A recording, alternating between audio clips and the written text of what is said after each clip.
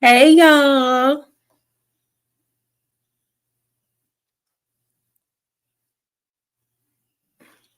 Hey everybody. Let me pull my mic over some because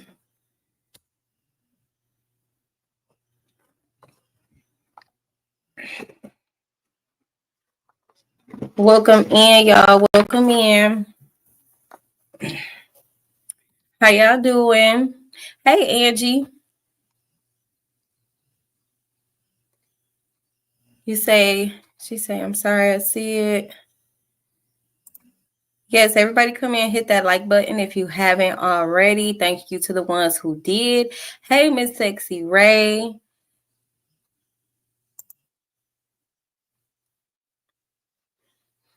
Yeah, I'm not sure what was going on, Angie, but hopefully you got it figured out. But hey, y'all. Let me pull something up real quick because it's been a lot. A lot going on with this Diddy case, y'all. I'm still on it. I'm still reading. I've been watching a lot of videos, accurate videos, okay? Not AI videos. I don't know what the hell was going on with some of these, I guess like fake storylines with supposedly people that ain't really in a courtroom giving testimony. Okay, but I got it together.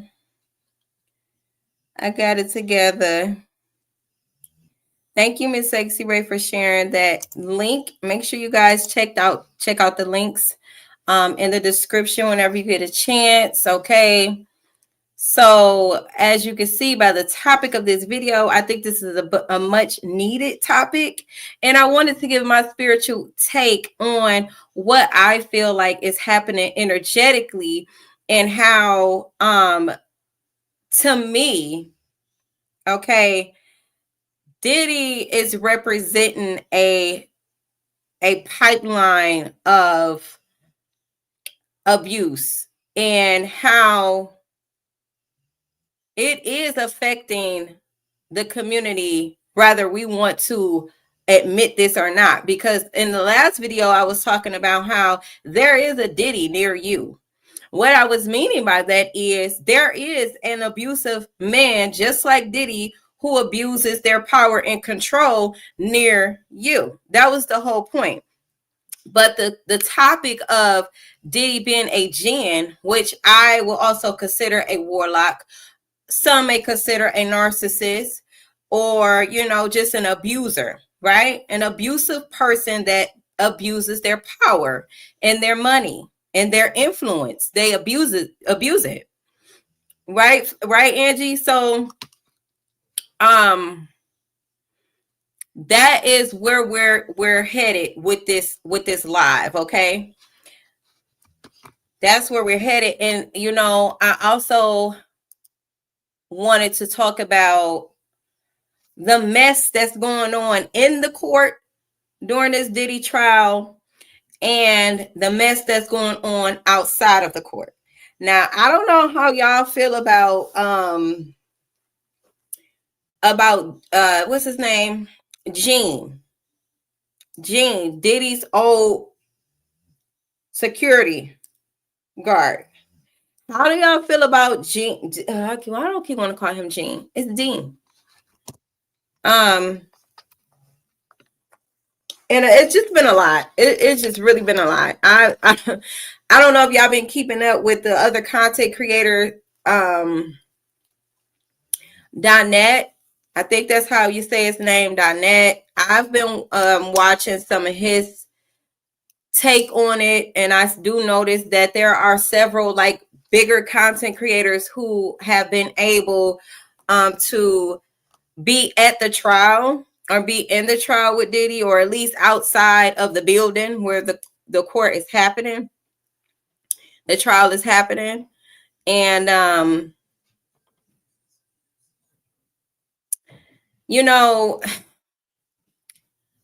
Wait a minute. Something like this. I'm looking at my screen on YouTube on my phone. It looks different. Did YouTube do some type of upgrade or something? It just looks different. I've been gone that long.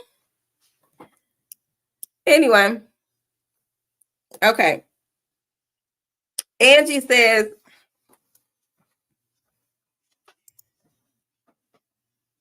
Angie says, I think he told somewhat of the truth. His bodyguard somewhat. Okay. Oh, you said YouTube. See, I didn't even know YouTube updated. Well, okay. Okay. Okay. So in the midst of us doing our gatherings of our information, right? To the ones that's here that's been gathering your information around the Diddy trial, or even care enough to keep up with the Diddy trial. I have been keeping up lately with the Diddy trial because I feel like it's always deeper than rap. Shit is always deeper. He ain't the only one guilty. There's other people that's going to go down with him. And then this pipeline of narcissistic domestic violence, and about abuse of power pipeline. Okay. But like I said, in the midst of that, there has been, okay, so the reason why I brought up .net is because I do feel like some of the questions that he was asking Jinn, some of the questions that he was hollering out asking Jinn during the appearance that he made outside of the court, where he was talking with Tisa Tells, and he feel like Tisa Tells kind of interrupted him questioning Jinn, and Tisa Tells feel like she was just taking an opportunity to talk to Jinn, and it seems like her and Jinn has some type of like relationship already. Tisa Tells and Jinn, it seems like they're already well acquainted with each other, but nonetheless, Donette I feel like, was asking some valid questions. The questions were around, if you were around to witness all of these things that's been going on with Diddy, all of the abuse, the force of, external activities, and, the coercion and the humiliation and all of the things that he's been doing to people, and allegedly minors as well. What part did you play in it? Is what his take was. That's what I was picking up, right? His take was, I don't know if y'all seen the videos where he was hollering out. I thought it was actually comical, but it was valid. Okay. I don't feel like any question that we ask to people who are involved in these trials is a stupid question per se, or a irrelevant question. But I did notice that Jinn, and we're going to get into the Diddy stuff that because I always got to teach a lesson or two. Okay, so we're going to get into the spiritual aspect of this Diddy case from my perspective and the energy that I have been reading. Okay, but I wanted to talk about this because there was a video circulating, and to me it's kind of going viral. I don't know, maybe it's just showing up on my YouTube news feed. I don't know. I don't think Miss Sexy Rare, Angie, have y'all heard anything about the discrepancies and the altercation between Jinn and Donette, the YouTuber, and his issue with Tisa Tells, who's also a big YouTuber, and the mess that's been going on around that, And then there was a video that I seen of Jinn. I don't know how old this video was, but it looked like it was some years old, because he looked a lot smaller in weight. And it was something he said to the extent of, like, even if he has to shovel sugar honey iced tea for the rest of his life to get a bag, that he would pretty much do anything to get money. To me, that didn't sit right with me, because I feel like if you will do literally anything for money, then is there a possibility that you saw more, or you were more involved in Diddy's abusive behaviors? Could it be a possibility? Now, I'm not taking sides from nobody. Y'all know I just give my perspective on all aspects of anything that I talk about. It's not me taking a side with anybody, because I know Jinn has his own fan base and his own influence that he got on certain people. Okay. I guess I just assumed y'all was caught up already, Angie. But if y'all want to get caught up, we can get caught up. I could definitely catch us up with the video footage, because I want y'all to know what I'm talking about. And I really do appreciate Tisa Tell. Now, I ain't been keeping up with her YouTube that long, but I do like how I feel like she operate how I would operate if I were in that position. You know, you got to have your notes, you got to have your presentation, you got to have your facts straight, you got to give a bird's eye view perspective. You can't be biased with the truth, and you got to be honest and raw with your truth, right? So that is what I appreciate about Tisa Tells. As far as Dinette go, I don't have an issue with how he's doing his thing either, because a lot of the things that he say, to me, it makes sense and it's relevant to the case itself. He also, Dinette has said that he thought that Jinn was going to the trial every day, you know, to make sure that the witnesses don't mention his name. That was what he thought. And which makes sense, you know, being as though he ain't a witness on the stand. I mean, and he claimed he's been talking about Diddy and exposing Diddy since the 90s, the late 90s, late 90s, right? So, but when I watched the video with Jinn, he's saying that, you know, in the same breath, he wants to go make sure that basically the witness get the justice that they deserve. Okay. Me. Okay. SD. I feel like in any of these cases, when we got one person on trial and all of these people knew Diddy for all of these years, when all of, you know, knew this perpetrator, this monster for all of these years, and he had all of these flying monkeys around him, that nobody is innocent. Okay? That's how I feel. Now, if he has truly been trying to expose Diddy since the early 90s, kudos to him. I don't have no problem with that whatsoever. I guess my thing would be, was it that he was exposing Diddy because there was a lack of funds? Was there a falling out? Because again, I heard Jinn say out his own mouth that he will shovel sugar honey iced tea if he have to keep a bag, right? So could it been that him and Diddy fell out and he felt like, okay, if I expose Diddy, at least I could get paid to do interviews?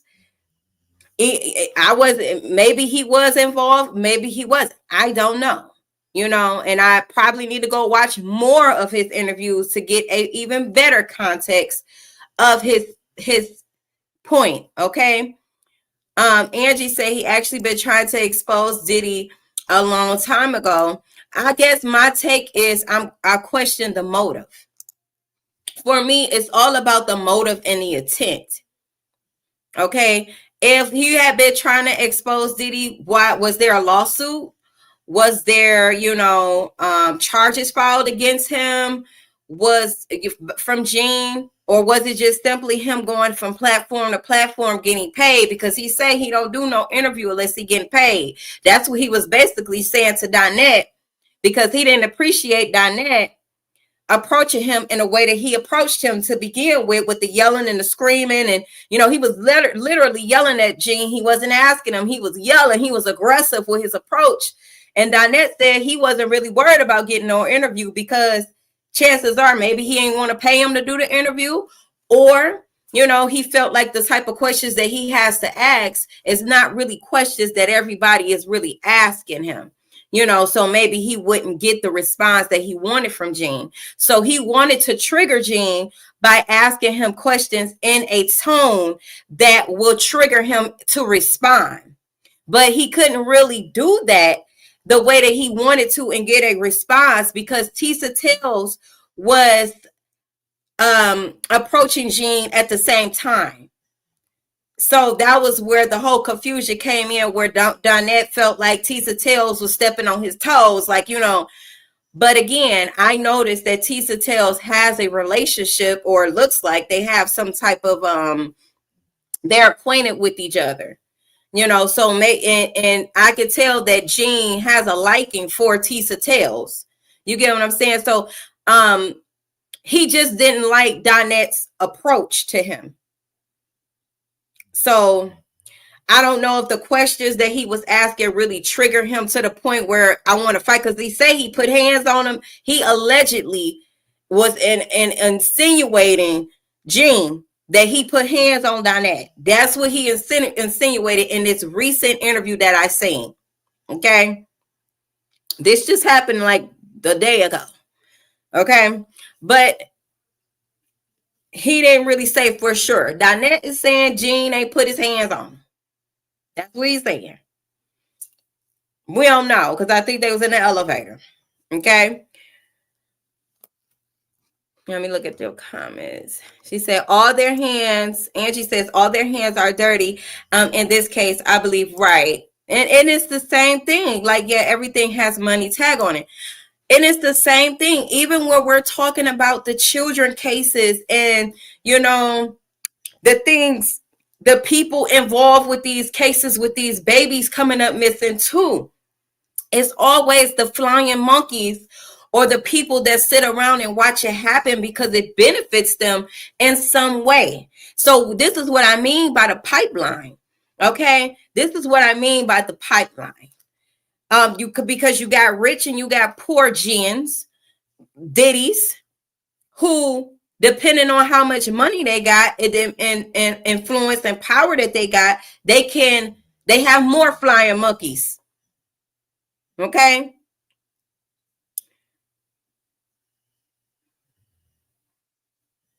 They're not. Oh my. Okay, Kimberly. I'm like, what? She says pronounced does not. Look, I ain't got no issues with nobody. Look, y'all so funny. Y'all be funny. Okay. Y'all said it. Okay. I don't know that much about them to be, you know what I'm saying, but that is funny. Okay. So look, the pipeline of money, the pipeline of flying monkeys. Okay. They're getting something out of it. It's the point. So why is it that Jinn wasn't getting anything out of it? And was it because he stopped the money flow? Okay, now I got to do something else. Not only am I going to do something else, I'm going to expose your ass, Diddy, and I'm going to get money while I'm doing it. I ain't say he was lying, because evidently he wasn't lying if Diddy ain't sued him yet. He quick to put out a cease and desist, because I heard that he got several content creators being sued right now because he thinks that they shouldn't be talking about the case if it's supposed to be, you know, private from public. This is coming from a content creator, another big content creator. Look, I don't remember her name. It was a lady though, but she said she one of them.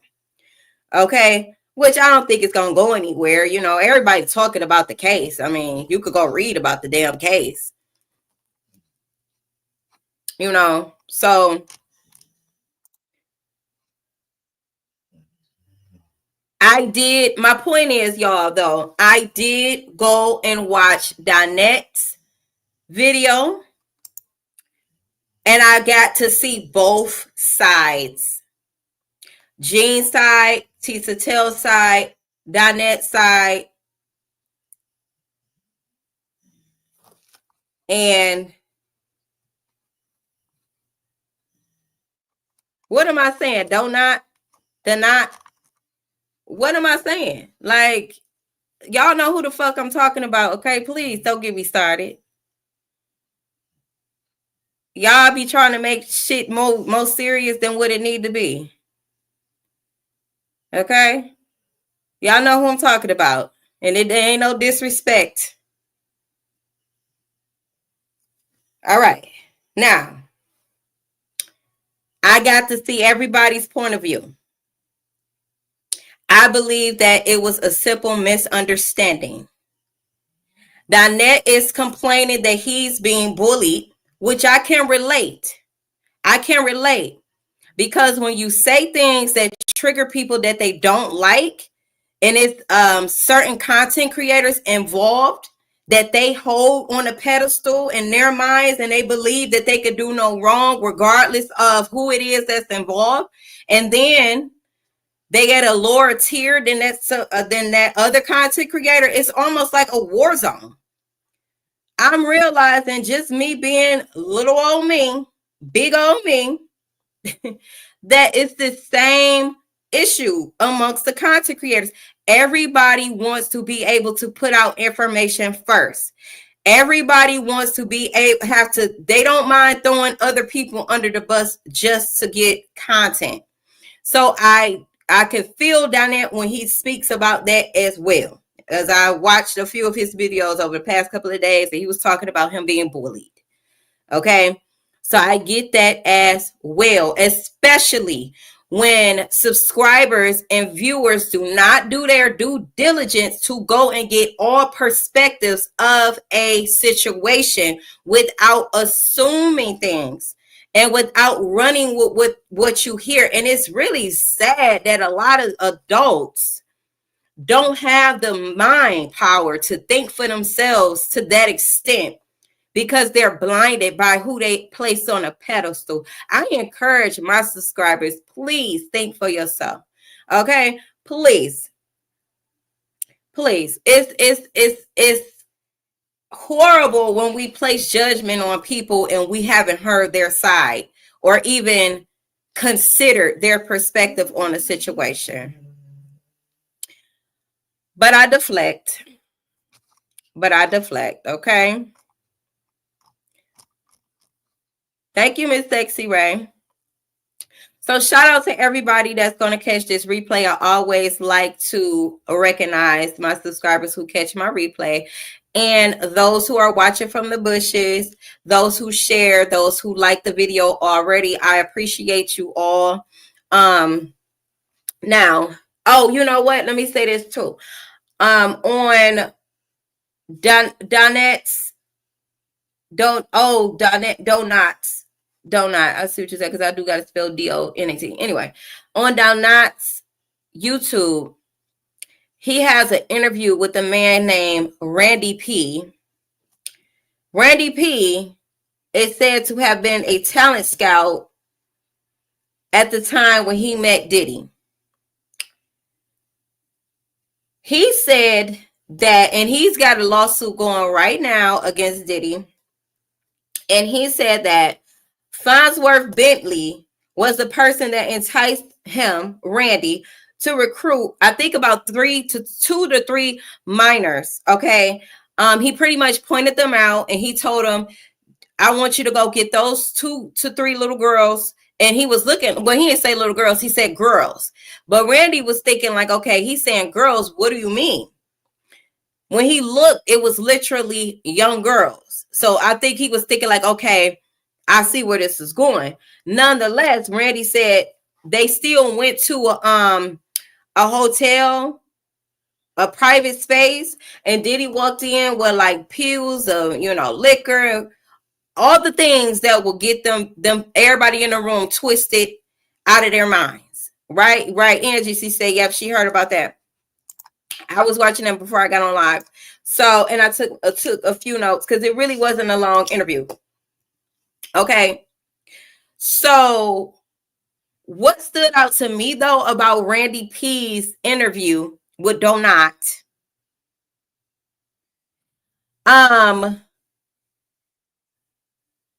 basically he said that he was SA'd that night. He didn't say by who, but we could pretty much guess by who. Was Farnsworth Bentley involved in that SA? I don't know. But it seems like Farnsworth Bentley been coming up a lot in this Diddy case and have a lot to do with recruiting a lot of children. Okay. I'm not sure if he was coerced or forced to do anything with these minors, but it was definitely some ungodly things that took place that night. Okay. But you say yes, Farnsworth Bentley. Yeah. You know, it's so sickening. It's so sickening. And I feel like I see the same operation over and over and over again. This is what I mean by the pipeline. It's like, even with celebrities, it's the same thing. If they're not a celebrity, when you have these men that is into children or into like the Naziah Harris case with Jarvis. Okay, it's like they all think the same. It's just a matter of who got more money and who got money and who don't,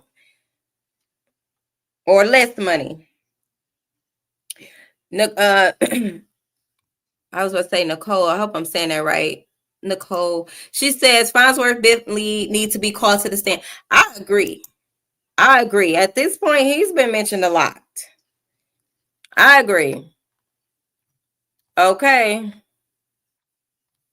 Let me find something. And yeah, what is this?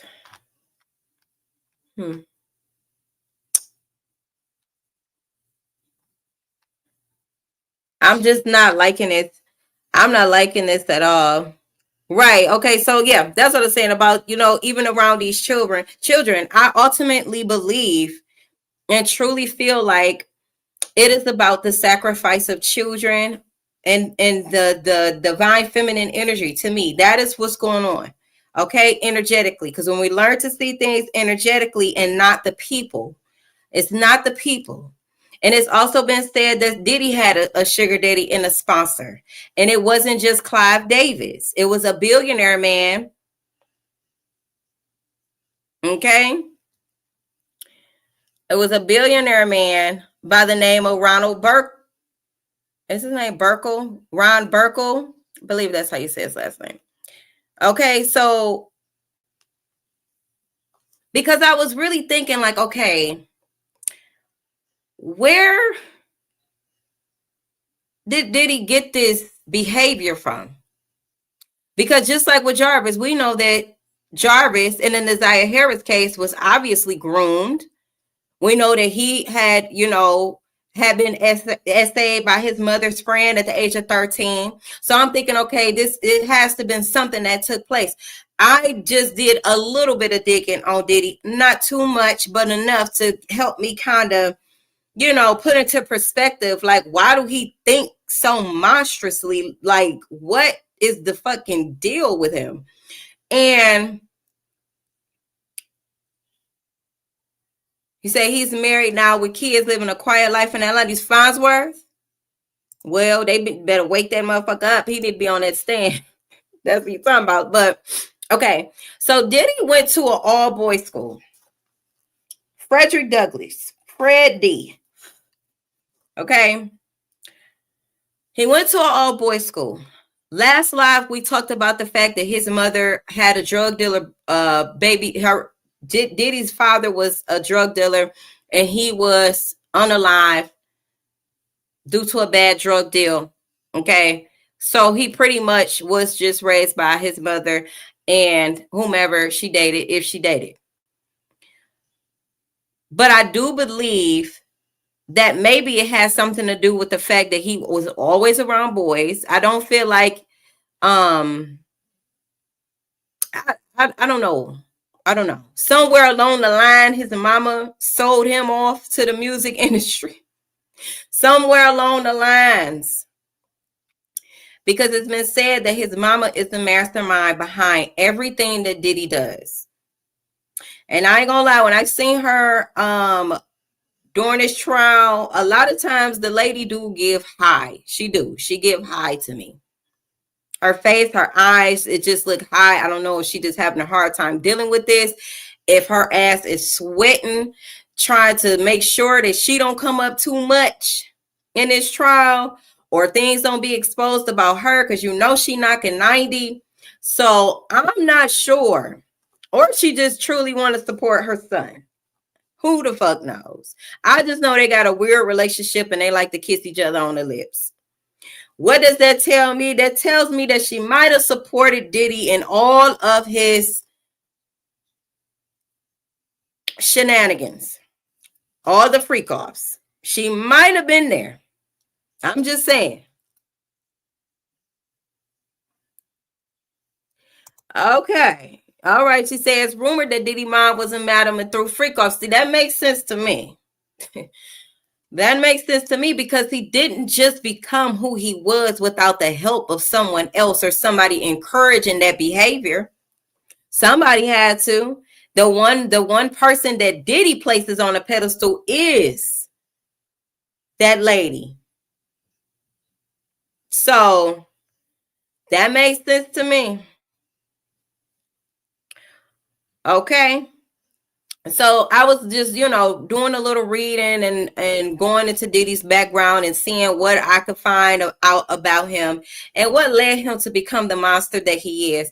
Obviously, a person that lacks true power within themselves and self-control. Okay. Money on top of that, you create a monster, right? You create a monster. And if his mother was a madam, she all about the money anyway. She don't care how she get it. Even if she got to sacrifice her own son's dignity, her own son's manhood to get it. Hey, Robin. Even if she got to do that. Okay. So then, of course, I started to wonder, well, who sponsored him? Where he get all this money to do what he was doing? Who invested in him? And then that's what led me to some videos about the billionaire Ron Burkle. And Clive Davis already said that he was bisexual. I've seen the video of him basically stating that he was bisexual. So the things that these people are willing to do, and it's kind of like, why? Why? It's spiritual.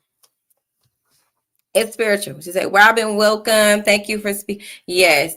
It's spiritual. Because if we keep in mind that this reality is, this material reality is really not even real, right? So then that means that, and it's illusion. It's an illusion. So that means that it's beyond the physical. It's spiritual now. It's psychological. Okay, it's about energetic possession. So when I call Diddy the Jinn, this is what I mean. He is an agent for this Jinn behavior and narcissistic abuse of power behavior.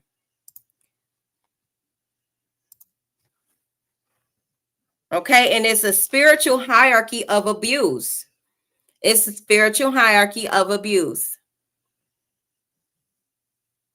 Oh, yes, Robert, she say, love it here. We love to have you, of course. Okay. So the spiritual hierarchy of abuse to domestic violence pipeline.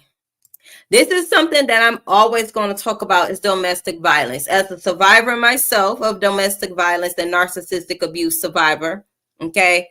I talk about how to become the narcissist's worst nightmare. I embody, okay, the frequency of sovereignty. There is nothing that a narcissist can pull over my head at this point or over my eyes. I see beyond the veil. So I always talk about this. But in this timeline that we are in right now, Okay, with a lot, which is what a lot of people like to call it, age of Aquarius. But we've been in the age of Aquarius for years. Okay, but in this frequency and in this timeline, we are going to be able to witness these hierarchies of abuse collapse in real time. Okay, so that is what the energy is giving anyway. Diddy is an example of what's happening all over. Okay, this wicked force that has been very strategic on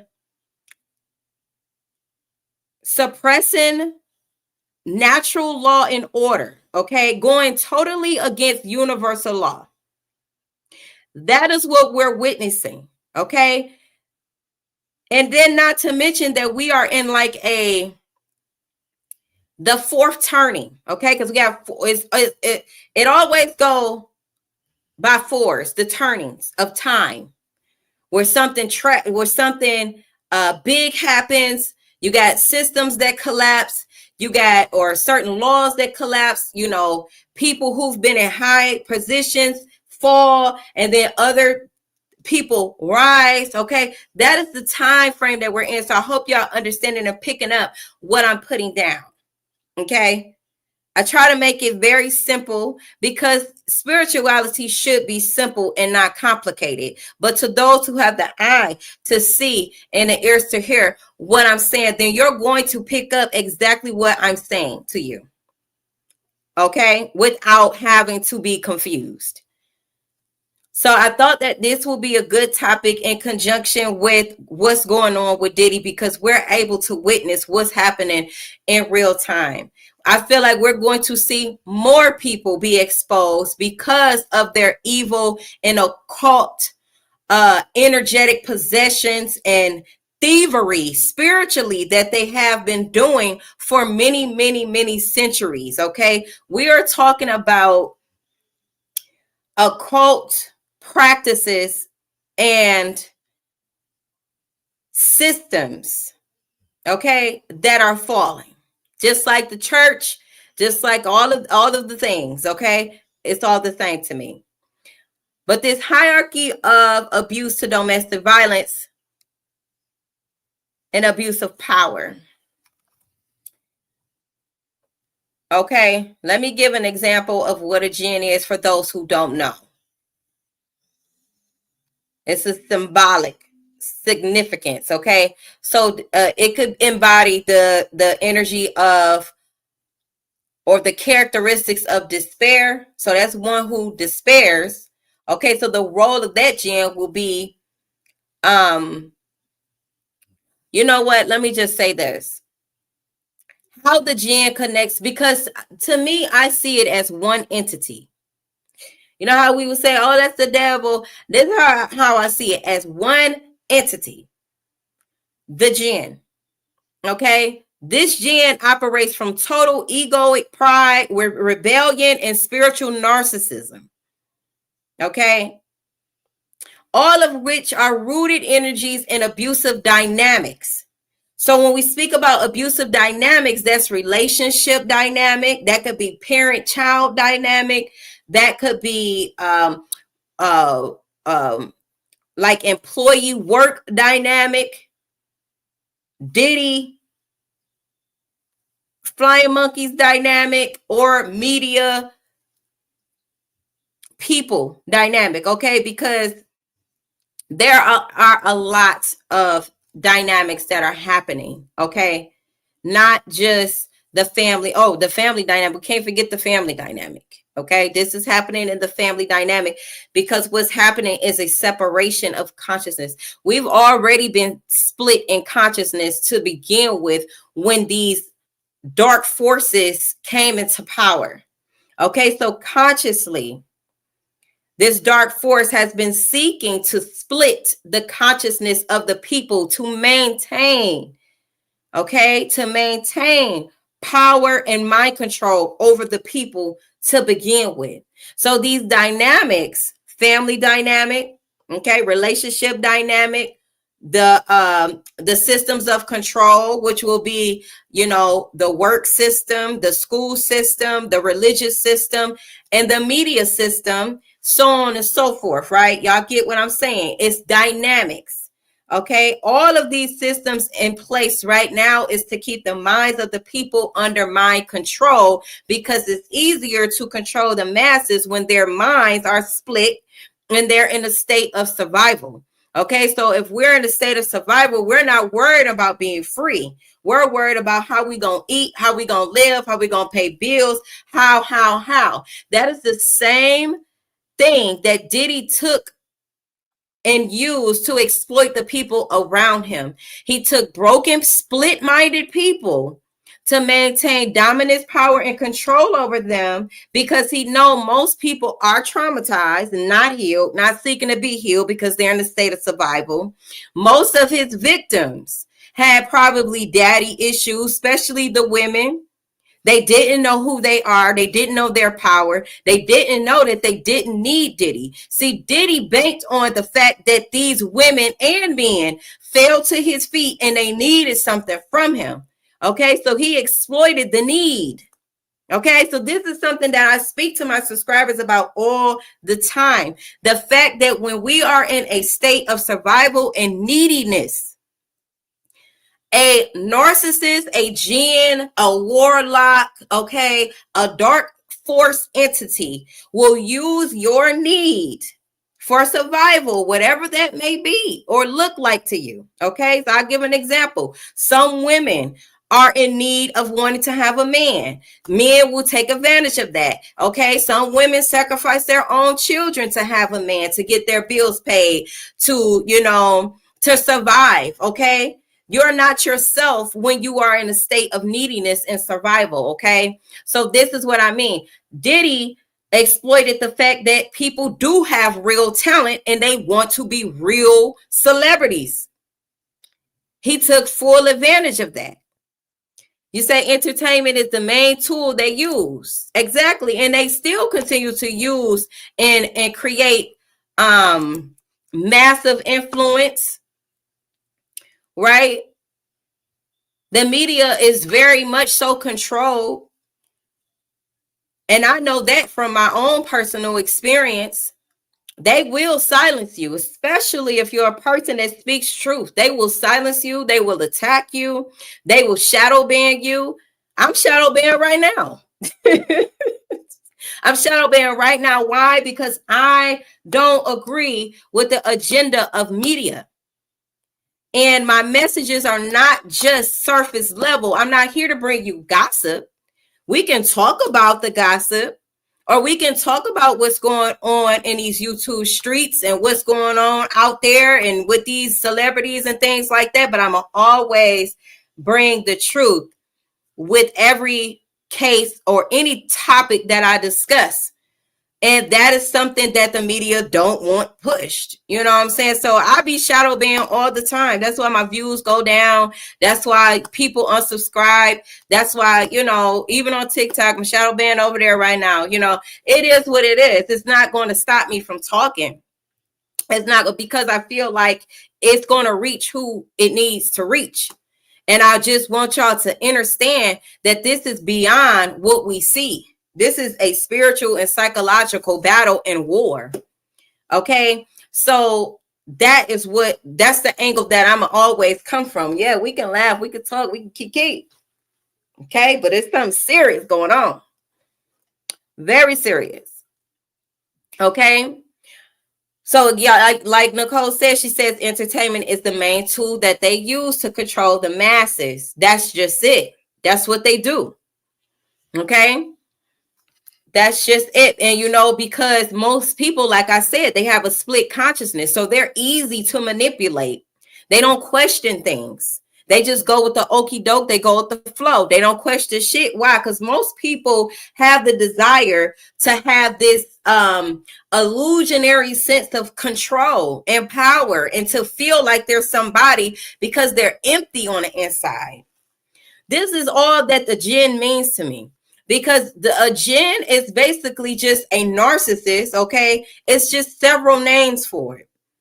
But what that says to me is they're empty on the inside. So they need massive amounts of power on the outside of them to feel like somebody. Diddy ain't shit. Okay? And I know that because of how he treat people. People who genuinely have a love for themselves and are at peace within themselves, that's how they're going to be outside of themselves. As within, so without. As above, so below. Okay? That's just what it is. She said, you can never fight the truth with a lie. Keep speaking the truth. Thank you, Skylar. Thank you. You know, and you know, if I'm just being quite honest, it's not a good feeling when you shadow ban from speaking your truth, because you just want to be able to reach the masses just like everybody else, you know. But it is what it is. When you go on a different frequency, that's just what it is. Okay. But nonetheless, like you say, keep speaking the truth, and that's exactly what it is. Okay. So we're talking about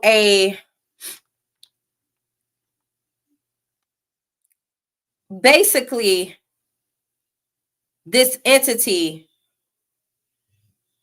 has a system of hierarchy.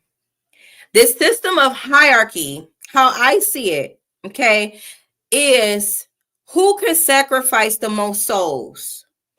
Who can destiny swap with the most people? It's a game, okay, to them. This hierarchy of abuse and narcissism, this pipeline, it's a game to them. Okay, I feel like Diddy is a master manipulator. Not only that, he has mastered the art of destiny swapping. He has mastered the art of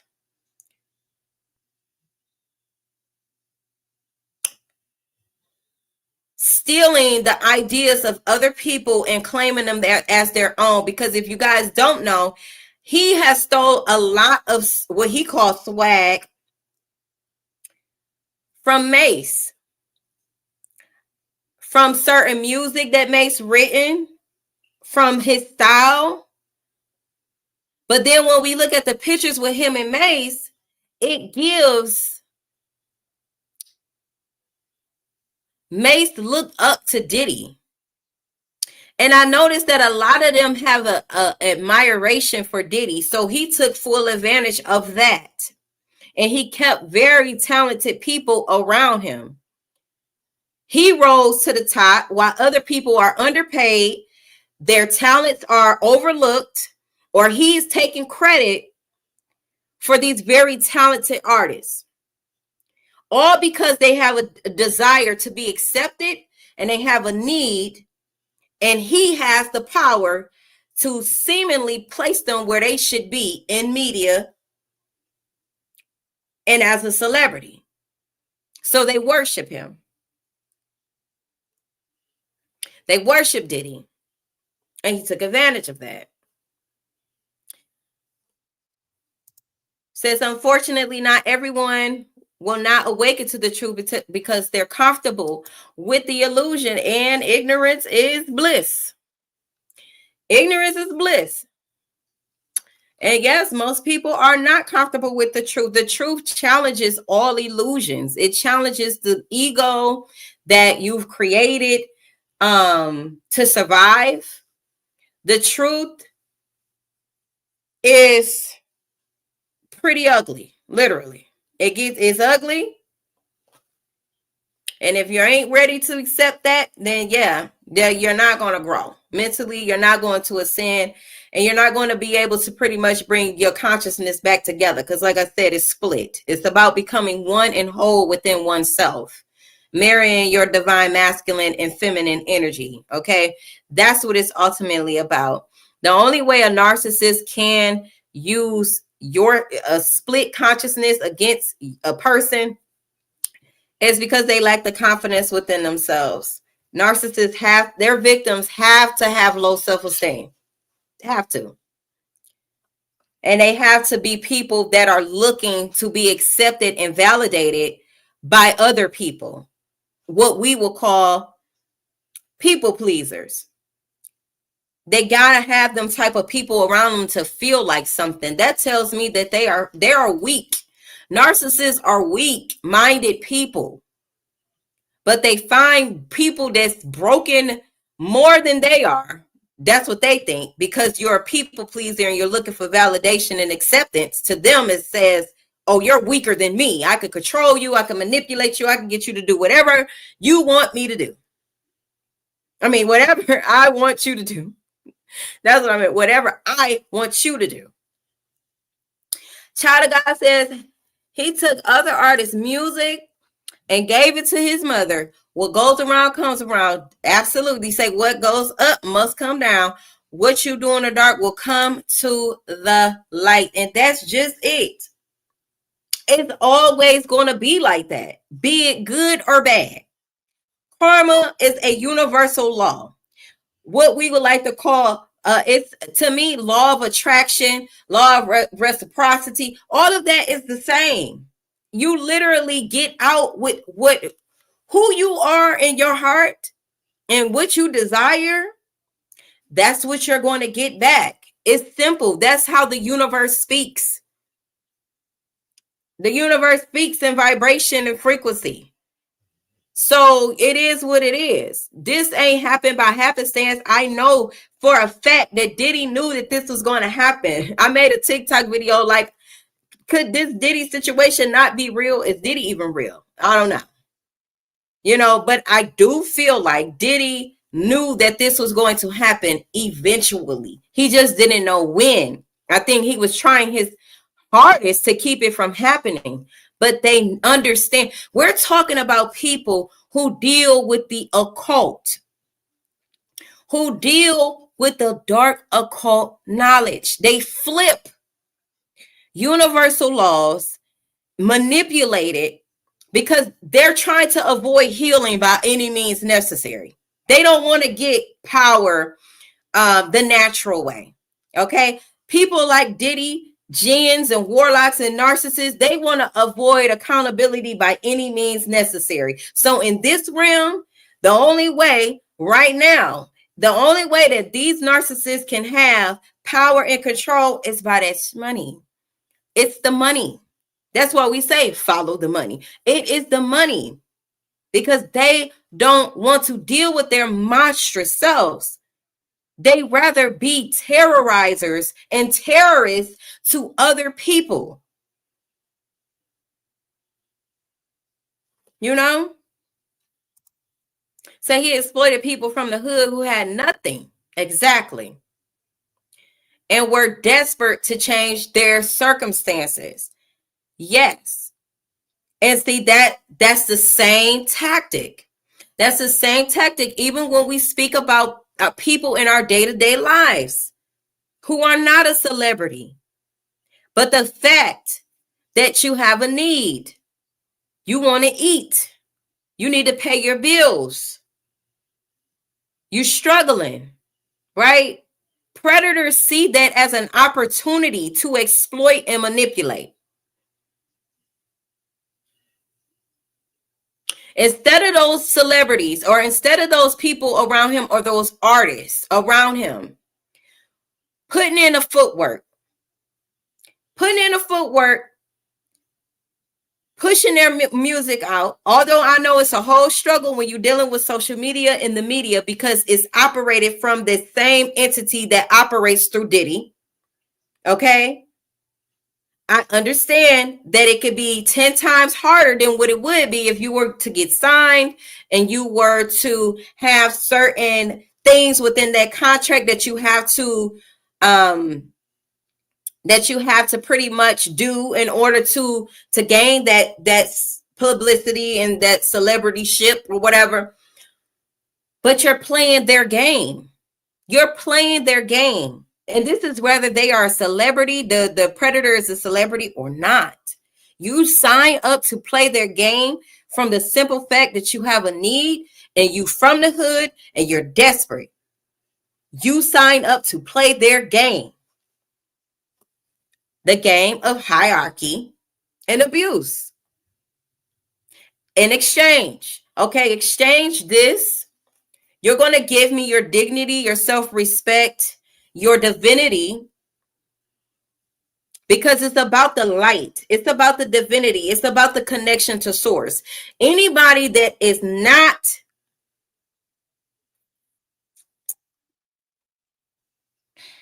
how do I want to say this? Okay. Anybody that still has their self-respect and their dignity, their manhood, their sense of divinity, are the targets for this spirit, for this entity to exploit.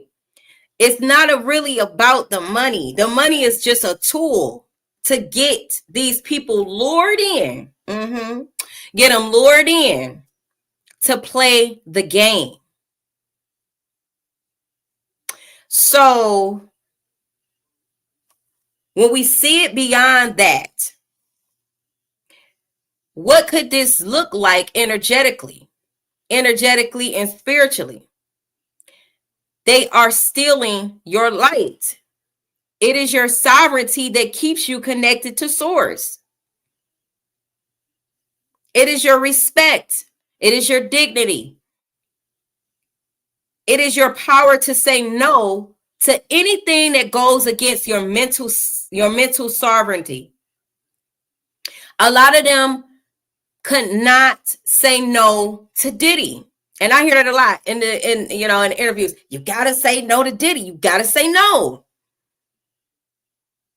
You got to say no to the predator. You got to let the predator know, I don't need you, motherfucker. I'm good. You got to let them know you cannot manipulate me. I'm not a weak-minded person. That's the only way that you're going to outsmart this type of energy. Like Diddy. It's the only way. You got to be able to not sacrifice any part of your being to get the riches, the fame, the money, the things. You got to be willing to not want to sacrifice yourself to get it. I feel like it is our birthrights to have luxury. It's our birthrights to live a luxurious lifestyle. Our perception on what luxury is so distorted thanks to media. Because they have most people thinking that this is the only way that success looks like. This is the only way that I can live to truly be successful. And it really doesn't have anything to do with money.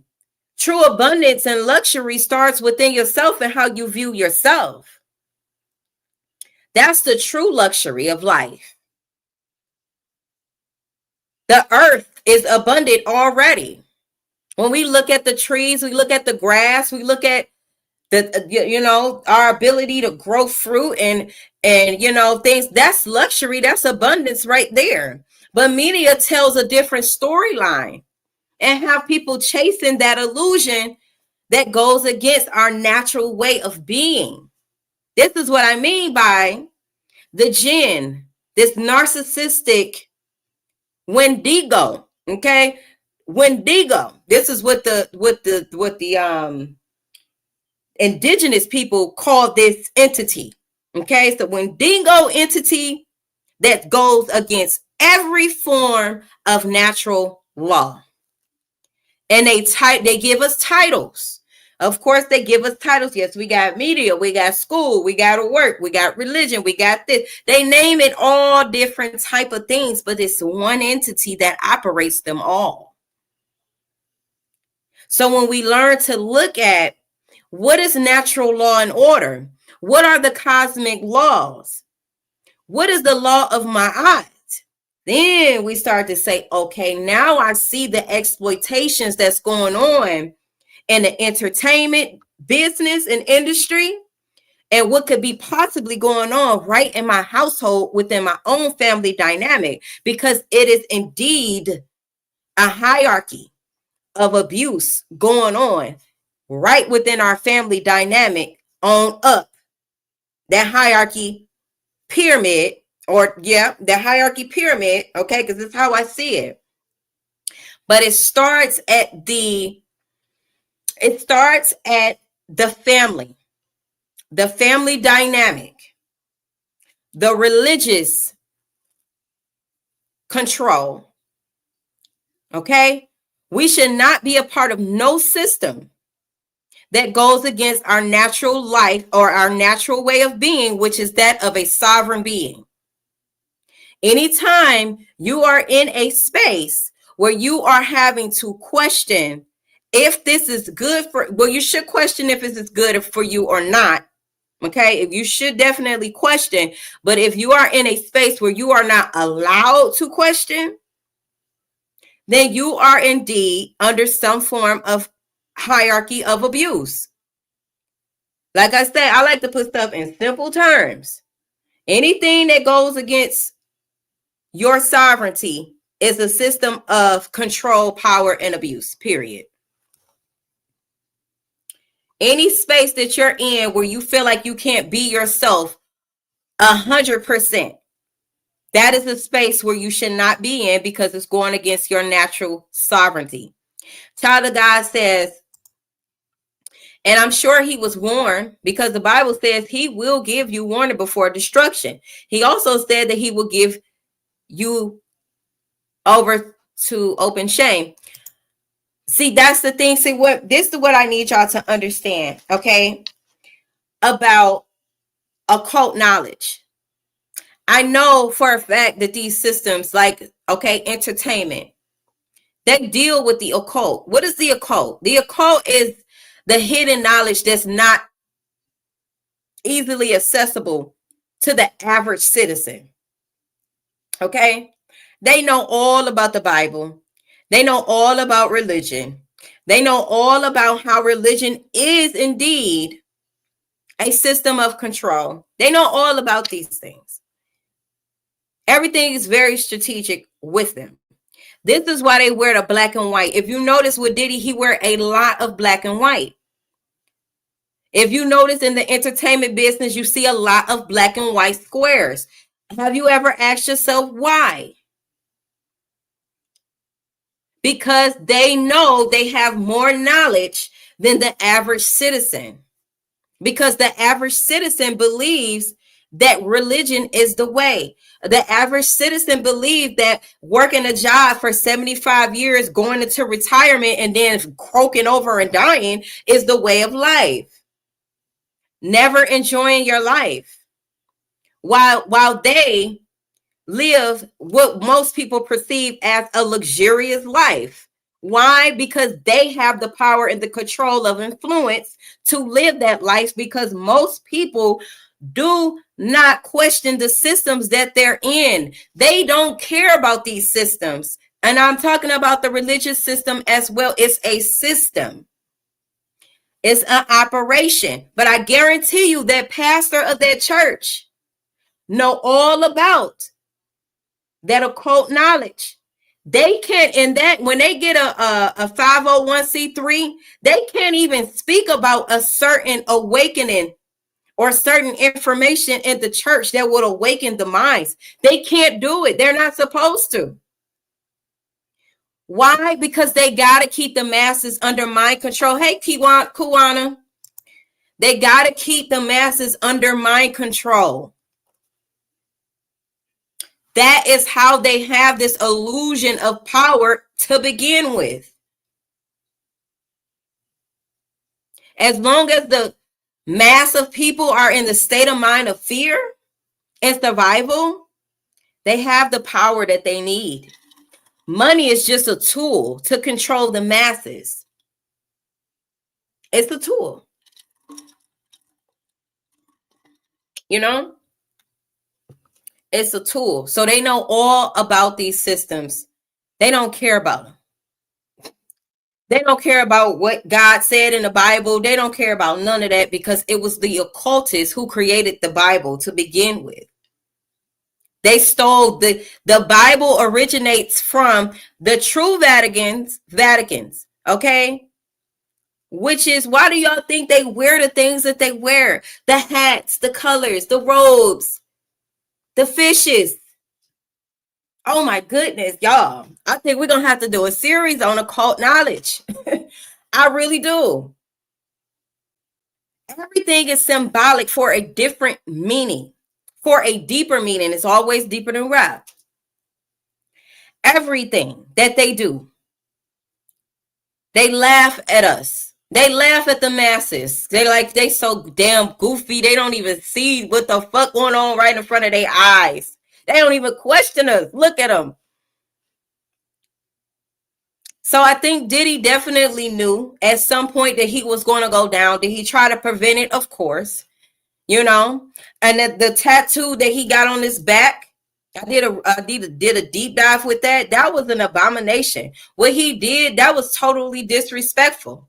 Why do you have a divine feminine archetype on your back and you disrespect women and children? The deity that he has on his back is a protector of women and children. How dare you, Diddy? He needs to go down. He needs to. And this is what I mean. Everything that was meant for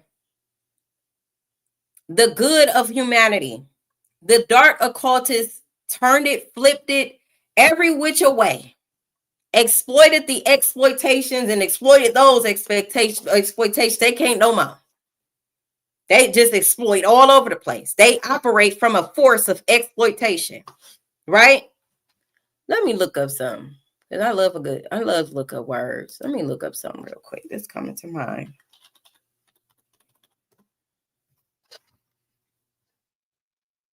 Because I want y'all to really just start questioning stuff. Take the time out to really go look up some things. Don't be afraid. That's what they bank on. They bank on us being too afraid to want to tap into dark information. And then when you realize what they really be doing, it's like, this is wicked. These people are wicked. You better believe they sacrifice children. Literally. They do this in the neighborhood near you. They do this on a regular basis. These so-called police systems, you know, these so-called governments and all of this is all a part of their hierarchy of abuse on the divine feminine energy that they want to exploit and continue to create these illusion systems that don't really help the people. Not even what am I looking to say? Not even the so-called law system. Not even that.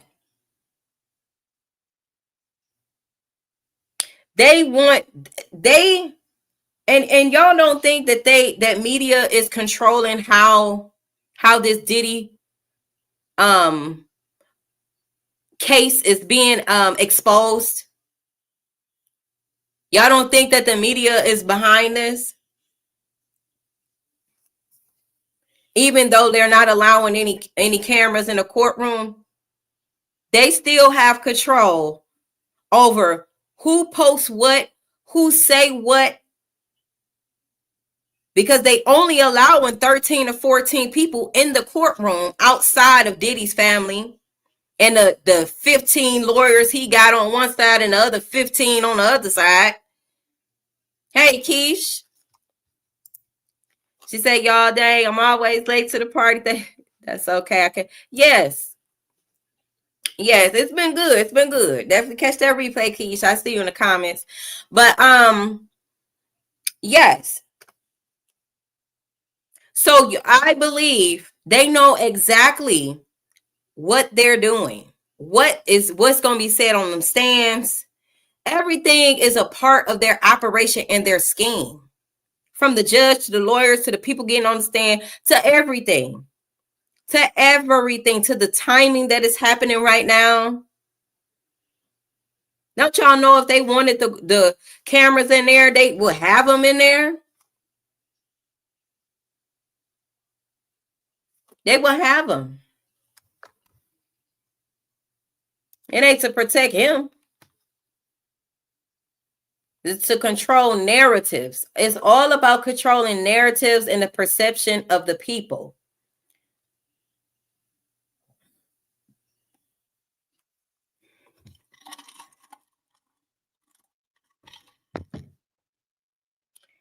You know, now it just seemed like the money must be drying up. Seems like the money must be drying up because everybody want to come out the woodworks and tell on Diddy. Diddy even got people outside the courtroom wearing free puff shirts. Y'all don't think they on payroll? It's all a show to them. This is all entertainment. How you out there? One of the guys got a free puff shirt on, but don't even know what Diddy being charged with. You don't even know what he's being charged with. But you got a free puff shirt on. That tells me, oh, somebody paying you, Negro. Excuse me. Somebody paying you. Then there was another lady I seen on, because they know YouTube content creators is going to pick this up. Y'all don't think that they could have set it to where nobody can come in that courtroom? But media, like the big, like CNN and, you know, the big news stations, or just New York news and whatever in New York. No. We're going to set it to where 13, 14 people can get in outside of the legals. We're going to set it up that way. We're going to let them content creators come in and eat this up. Spread their knowledge and spin their narratives. We're going to let them do that. Why? Them lawyers watch YouTube. You best to believe they watch them. And everybody on that get on that stand or that's been involved with Diddy that ain't on the stand, they watching them too.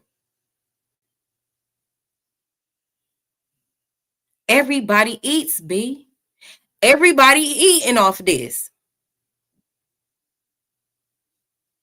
The content creators, no shade, do what you do. I'm just saying, I just think it's ironic that they're allowing content creators from YouTube to go into that courtroom. I know anybody could go, but most of them are content creators. I count it. Say he paying them $20 an hour, child. See, that's what I mean. You sacrificing your self-respect, because there's no way I will be 20. I don't care if he paid me $200 an hour. I'm not wearing no free Diddy shirt, knowing that you harm women and children, knowing that you exploit women and children. I'm not ever, you know, it's just things like that people are willing to do for money, no matter what. No matter what.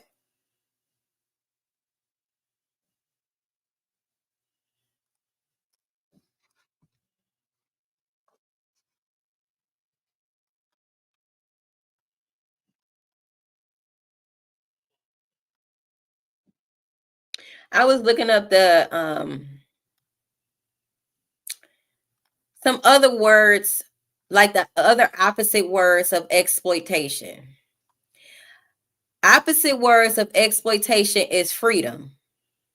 So anytime we are a part of any system or in any spaces or in any type of environment that goes against our natural freedom, mental freedom, then you are enslaved in that system, whatever that may be. Whether that's a relationship, because relationships, according to this type of government, is institutions any fucking way. Okay?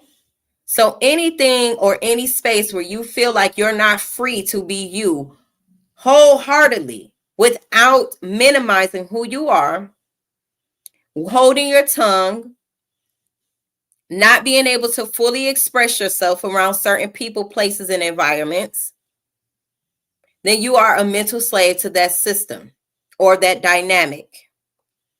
Okay?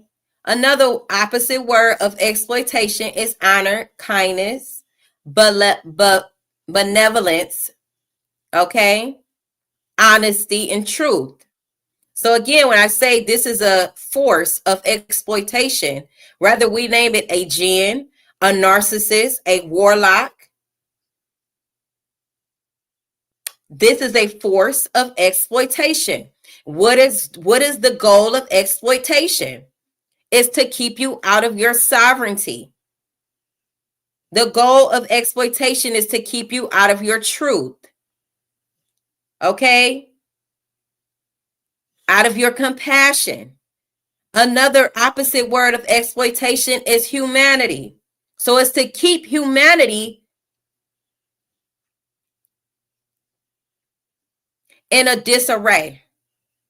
This is why we have problems with other people, dynamics, and situations, because most people operate from this same force, whether it's covertly or overtly. Most people want to control other people. You want to control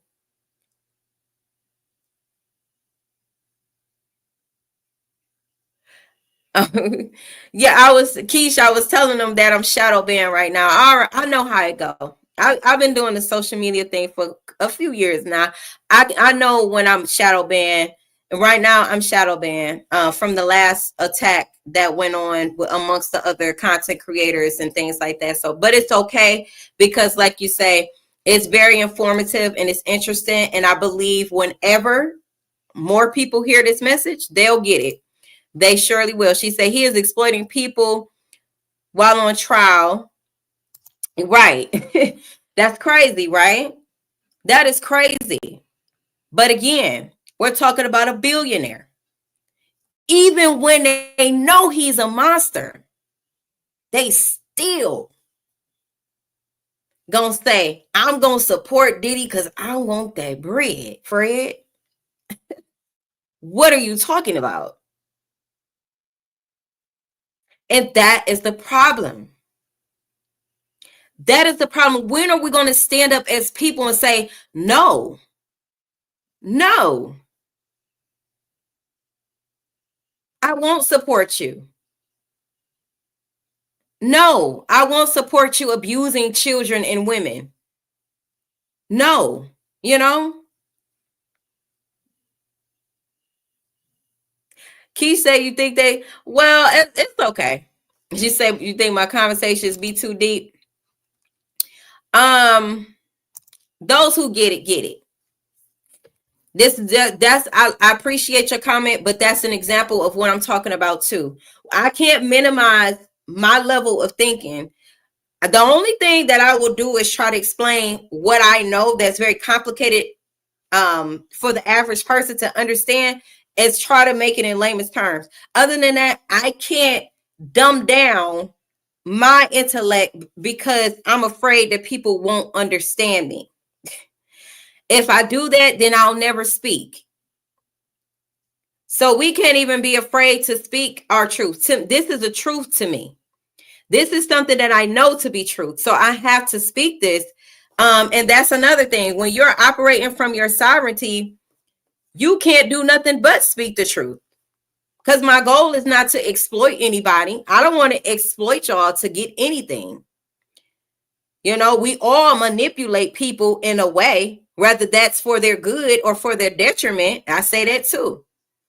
But I want to use my voice to free you. So I use my power of manipulation to free people, whether they get it right now. And I know sometimes a lot of my topics be topics that you may have to listen to more than once. I've been told that as well too, because when you're expanding your consciousness, that's how it goes. When you hear some information that supersedes what you know on the level that you're on, so you might have to listen to it a few times to really grasp what I'm saying.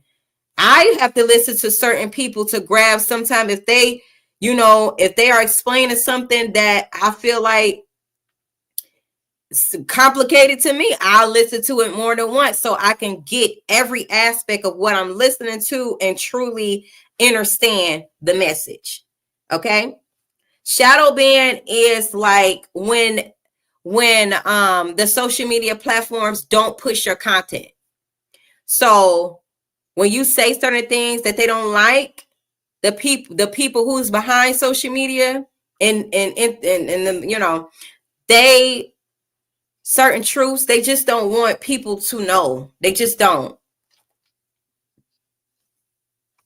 They don't want us awakening, saying things that's going to trigger an awakening in anybody. They don't want that. So if you notice, a lot of true speakers, they may have periods where they may go viral, because I went viral several times on TikTok, and I don't know if you would consider that viral on YouTube, with one of my videos.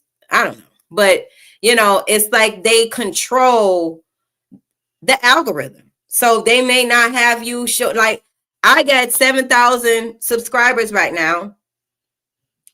My video should be on their newsfeed on YouTube, right? Like, it should be more people here, but they won't push the content because of the frequency that I operate from. And you'll see that with a lot of people that are true speakers. It happens.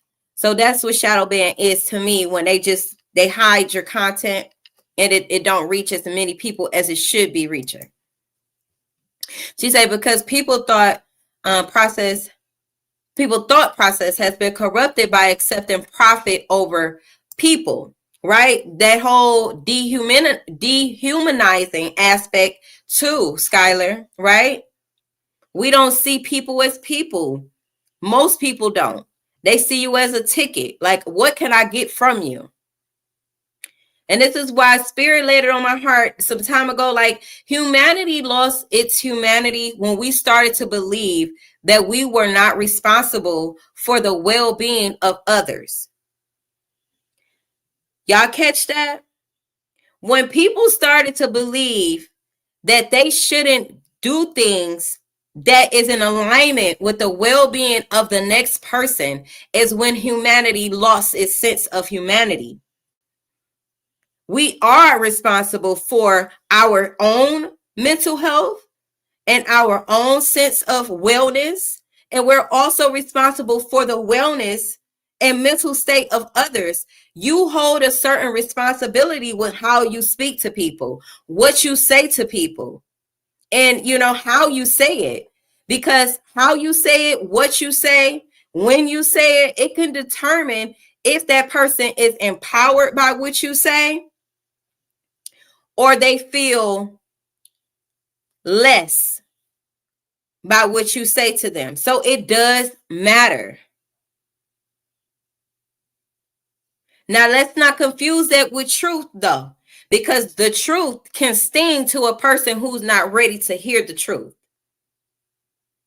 That's where discernment kick in, because we got to know when the truth is being spoken from a perspective of non-biasness. The truth just got to be what it is. And it's going to be what it is. The truth don't need validation. Never did. The truth going to always tell. And we can't be afraid to speak it because of people's fragile egos and feelings. It's always facts over feelings over here. But it is a way that you can say it. Okay, let's see. I missed a few comments. Keish says, honestly, I do listen more than once. I also be looking words up that you use. Then I'm like, okay, she on some. Yeah, and that's a lot. That's a Keish. That's the reason why I go to the dictionary too, and I give y'all different words, because I like to have different words for one word. I might say something that's not familiar with you, but if I give you 5 more words that mean the same thing, now we cooking, right? Now we cooking. And there's nothing wrong with that. Everybody don't know all the words. Look the word up. Look it up. She said the for one another has likes.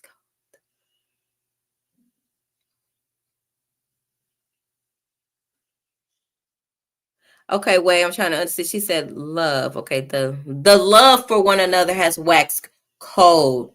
Yeah. Yeah, you're right.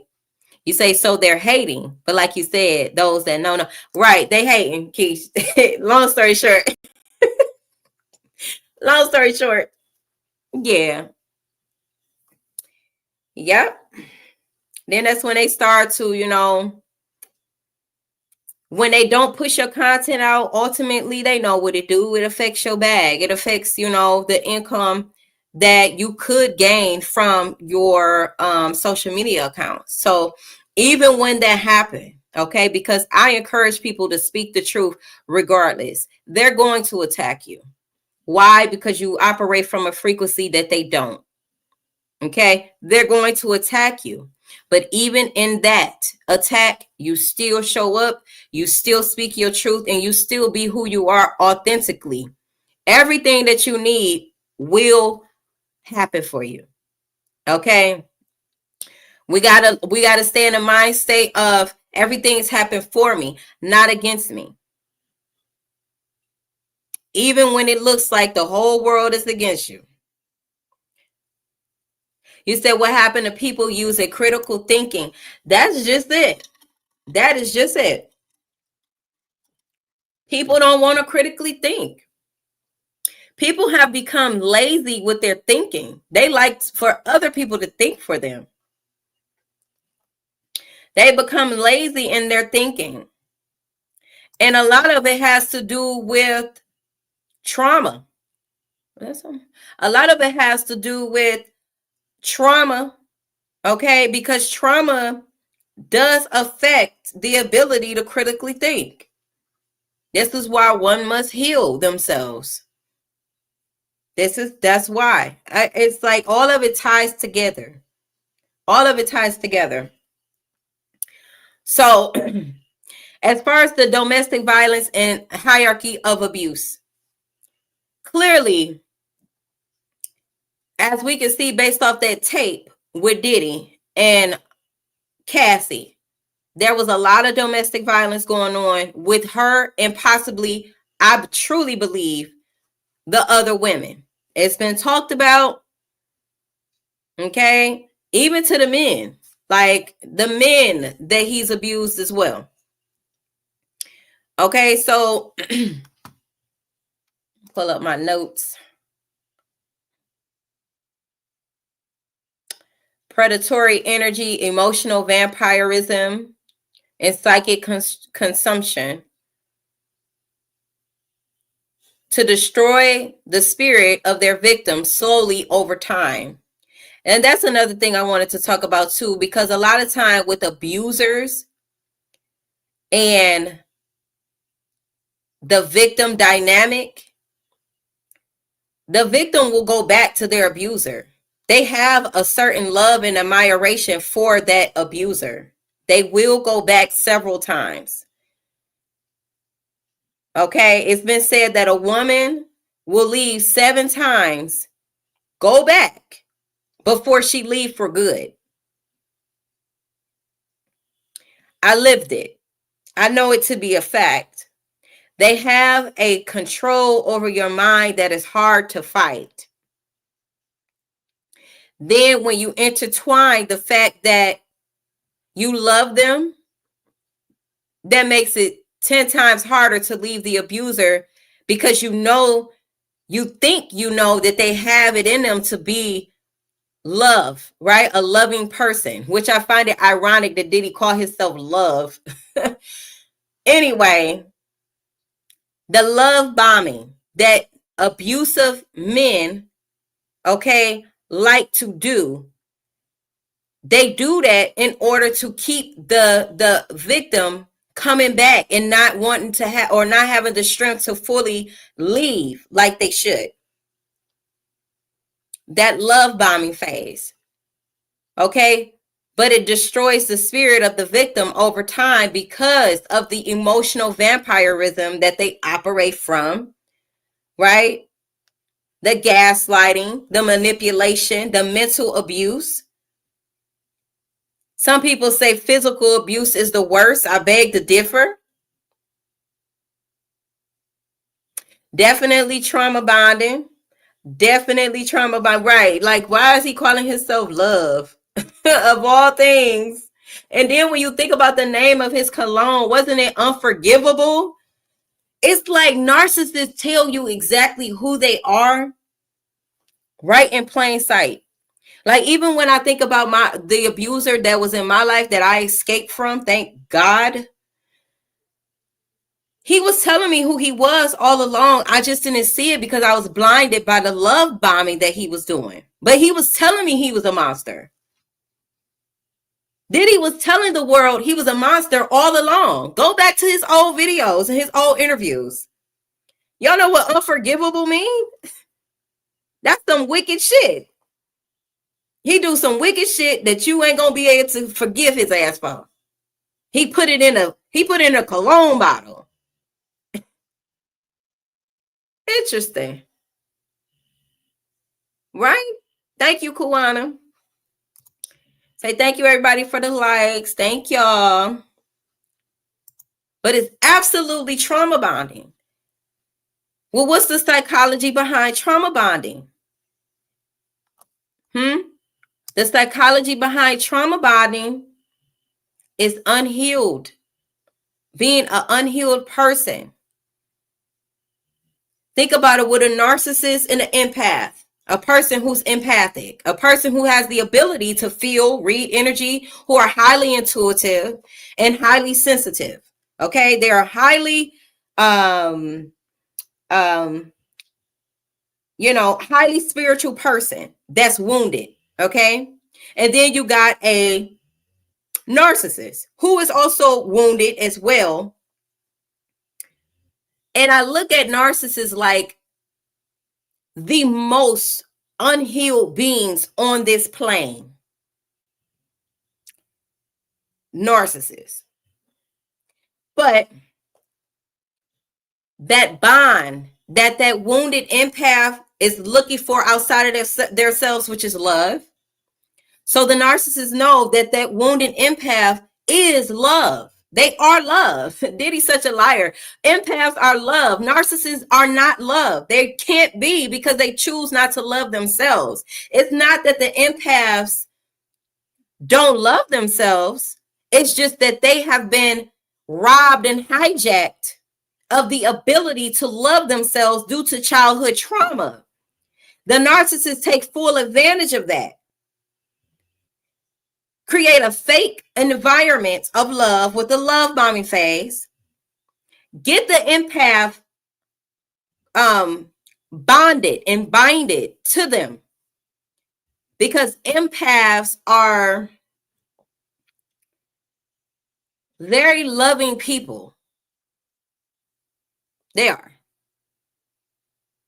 But you got to learn how to be wise with the love that you give. Everybody don't deserve it. I had to learn that.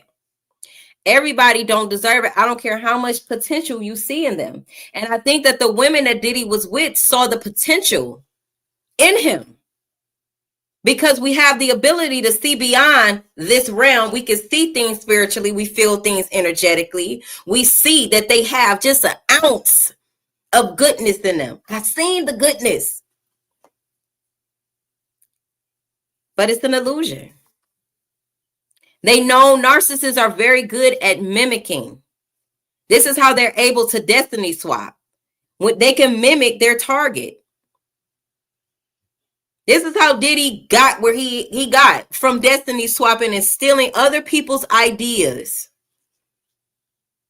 He wasn't who he was because I'm Diddy. I got it. No. You stole people's ideas and talents. That's what you did. She says her mom was also a DV survivor. Much love to your mother, because I know it's a very difficult thing and choice to make and deal with, especially when you have children. She said, didn't he name his daughter Love too? What a joke. Exactly.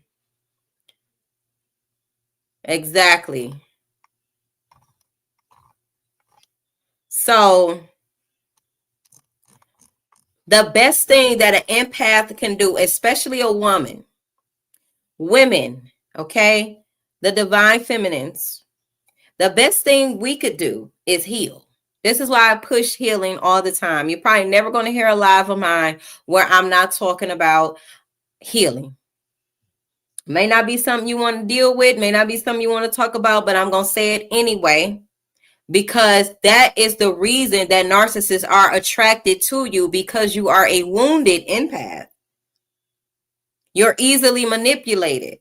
You're easily to exploit. Brother Love. He's a clown. That's it. And then once you heal, you'll be able to look at narcissists like a clown, because they are clowns. See, the narcissists be expecting you to be the clown in their circus. That's what they be expecting. But now I can look at a narcissist and be like, I'm entertained now. I'm entertained at the clownery that be going on with narcissists. And boy, once you discard them like they do with us, oh, they can't handle it. They going for the jugular now. They finna try to take you out. Literally. You got to be careful too. Be very mindful. Be very strategic. If you feel like you're dealing with a narcissist, be very mindful as a woman. Okay?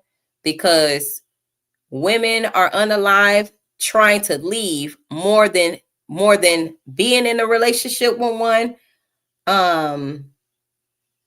You know, them trying to escape because they feel like you're their property and you're their possession.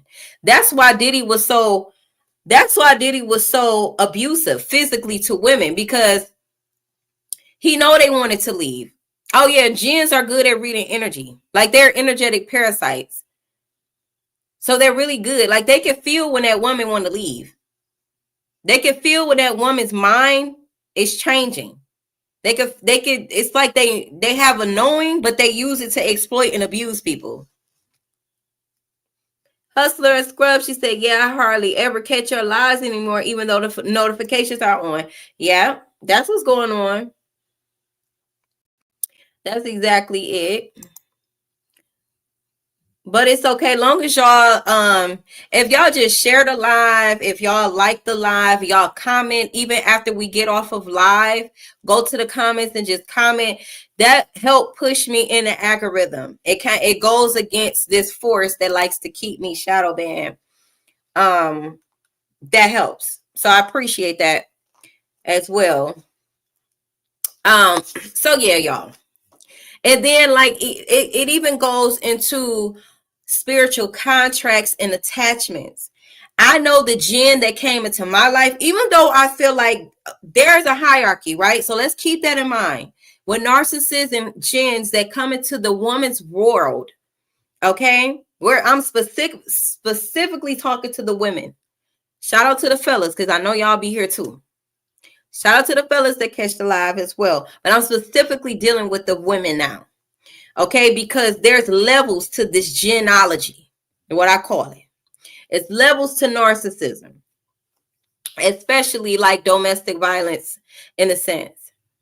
Okay, it's like they come into your life to cause chaos and confusion.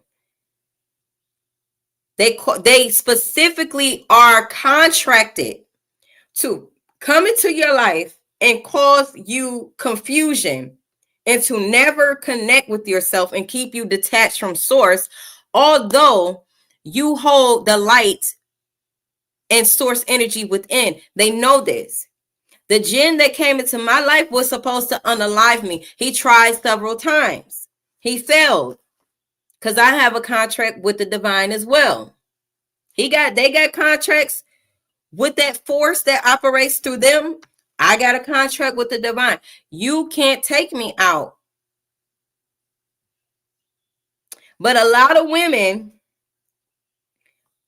didn't get that opportunity because they didn't listen to their intuition, some of them, or some of them just really couldn't escape. But it was really close for me. But I say that to say the spiritual contracts, okay, so the victim often feels bonded to the abuser. This can be interrupted or this can be interpreted as jinn-like bondage. Remember, we was talking about trauma bonding. So energetic soul ties that trap a person in cycles of fear and submission.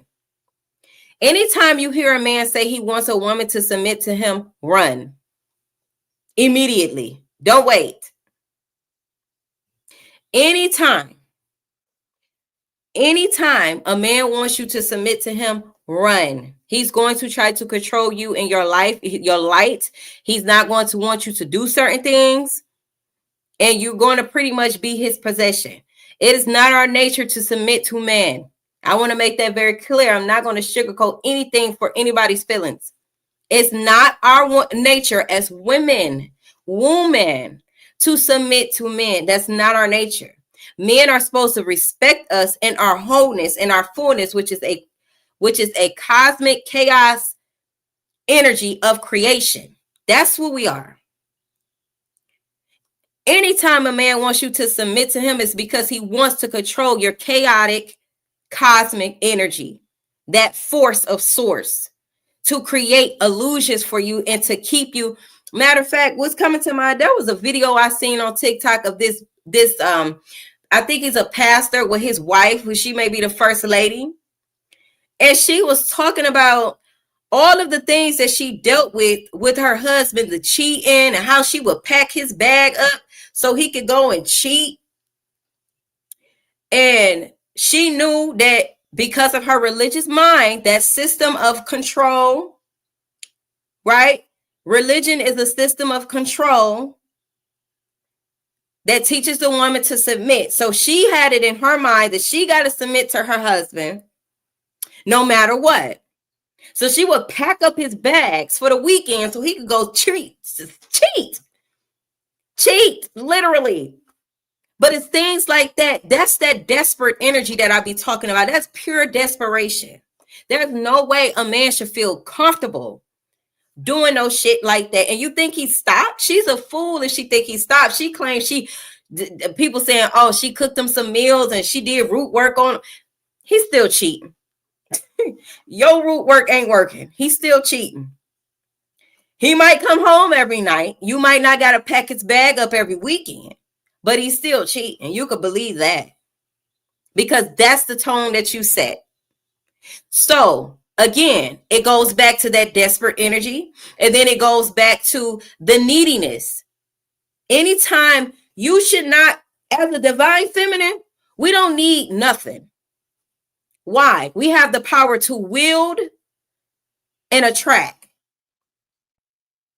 That's the divine feminine force. Men have feminine energy as well. But like I said, I'm talking to the women because it's the women who's going to help transform this realm. It is the women, once we all remember our power that we hold and possess, then we can hold the standard. We do hold the standard, but right now our standard is in hell. Men are running rapid, doing whatever the hell they want to do to the woman because the woman ain't got standards as a whole. Yes, Keish. She said, what? Yes. That lady got on social media, went viral with that lame, poor ass, embarrassing ass story about how she packed the bag up for her man to go cheat on the weekend. That's insane. But it's us that holds the power of what we allow. You know, what good is it doing us as women, us as a community of women, if one woman is packing a bag up for her man to go cheat and another one got standards so high that he can't even raise his voice too loud without getting kicked out?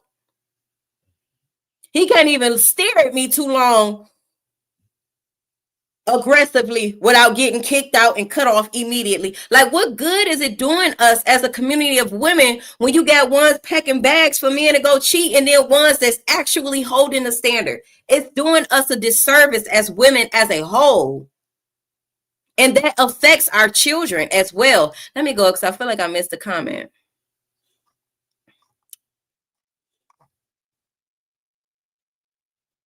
It affects our children. Oh, she said watching her mom go through that trauma impacted her in a major way. And it will. and it will. But definitely make sure if you're not seek therapy, you know, or work with me as a mentor. I love what I do. Okay. But definitely seek help because it does affect children. And that's the thing too with me. Skylar, I had to choose my children. I had to choose the well-being of my children. I couldn't have my daughter thinking that it's okay for a man to put his hands on. I can't have my sons thinking it's okay for them to disrespect women. Oh no. Oh no. Because you want to control somebody. Men who want to control women are weak. Men who want to control women don't have no ounce of self-control within themselves. Anybody that seeks to have control over you are weak-minded people.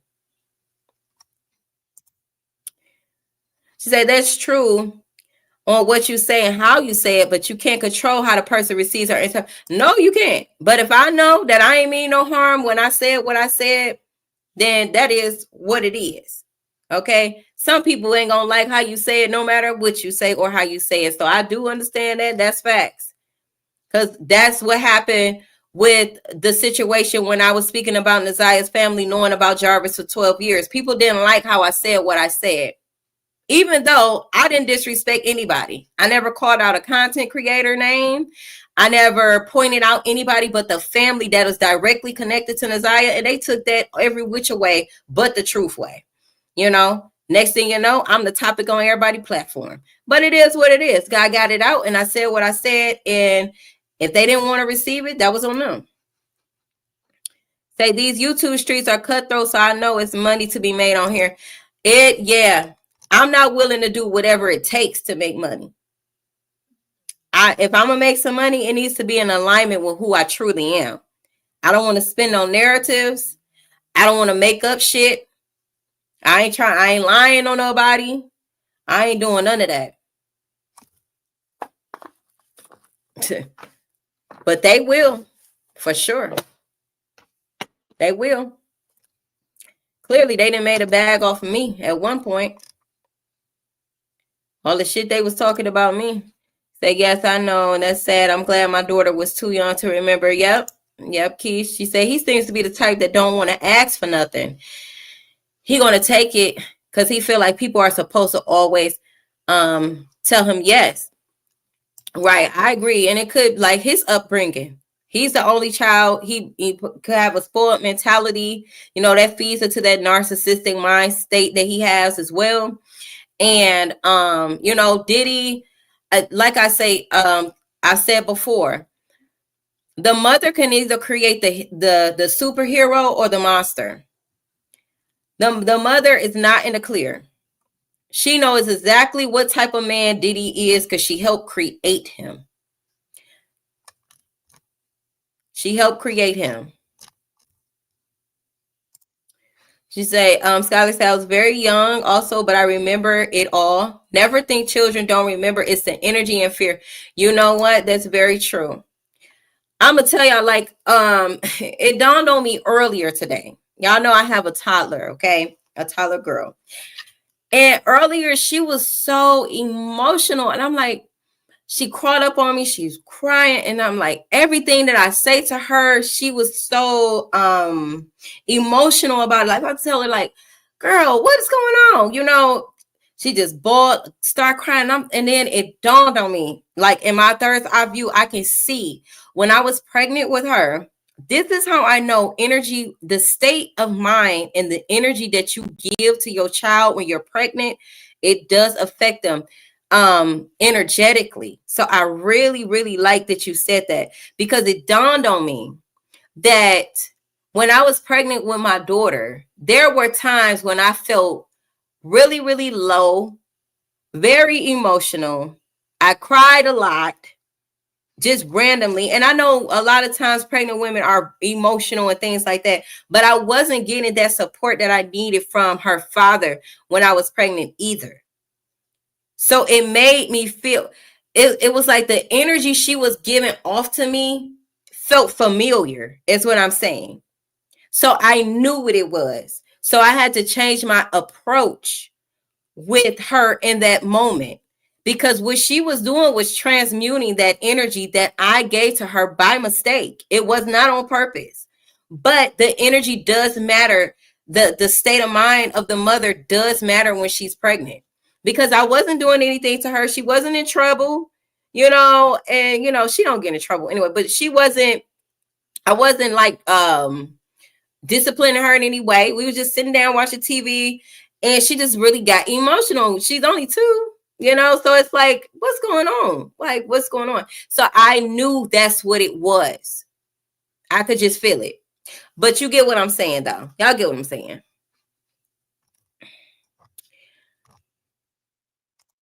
So that does matter. Even when you think that they are not aware, it's the energy. It's all about the energy. Skylar also said she was very young. Also, okay, I read that one already. She also said, I have healed from the trauma. In the end, my mama chose her children as she should. As she should. Exactly. Exactly. Thank you, Miss Sexy Ray. Shout out to everybody that do send me cash apps. I truly appreciate y'all as well. Yeah. All right, so let's move on because it's going on a couple of hours. I'll try not to be too long. Okay.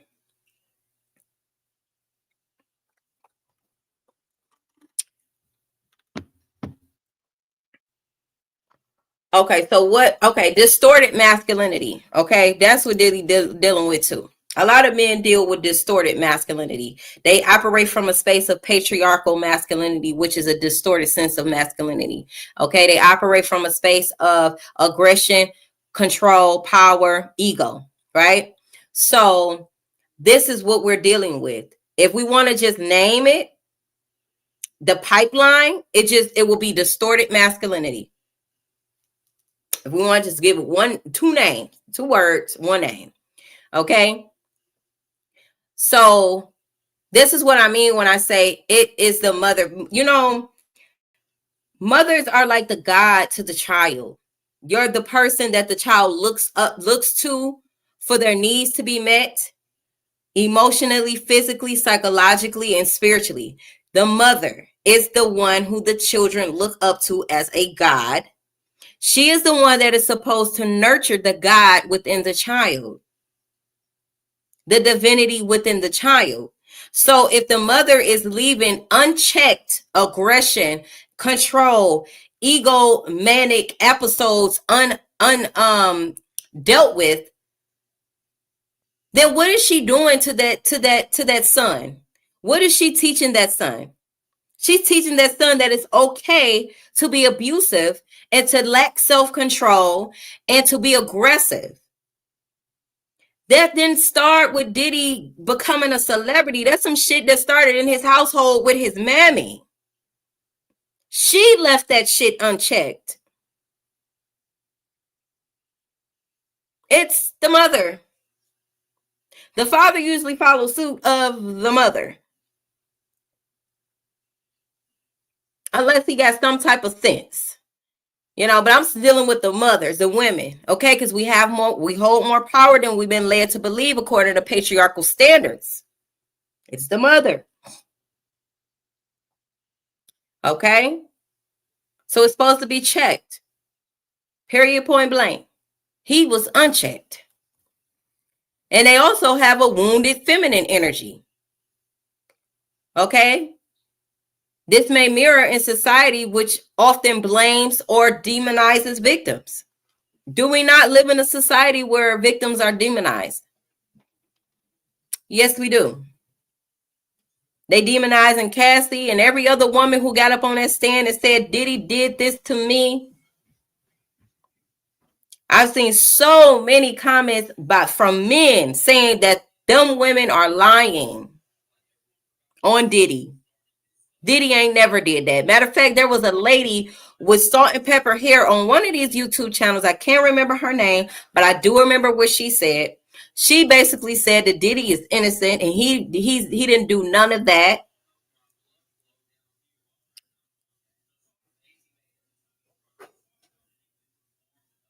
Yes, it's definitely a special connection between the mother and the child. Absolutely.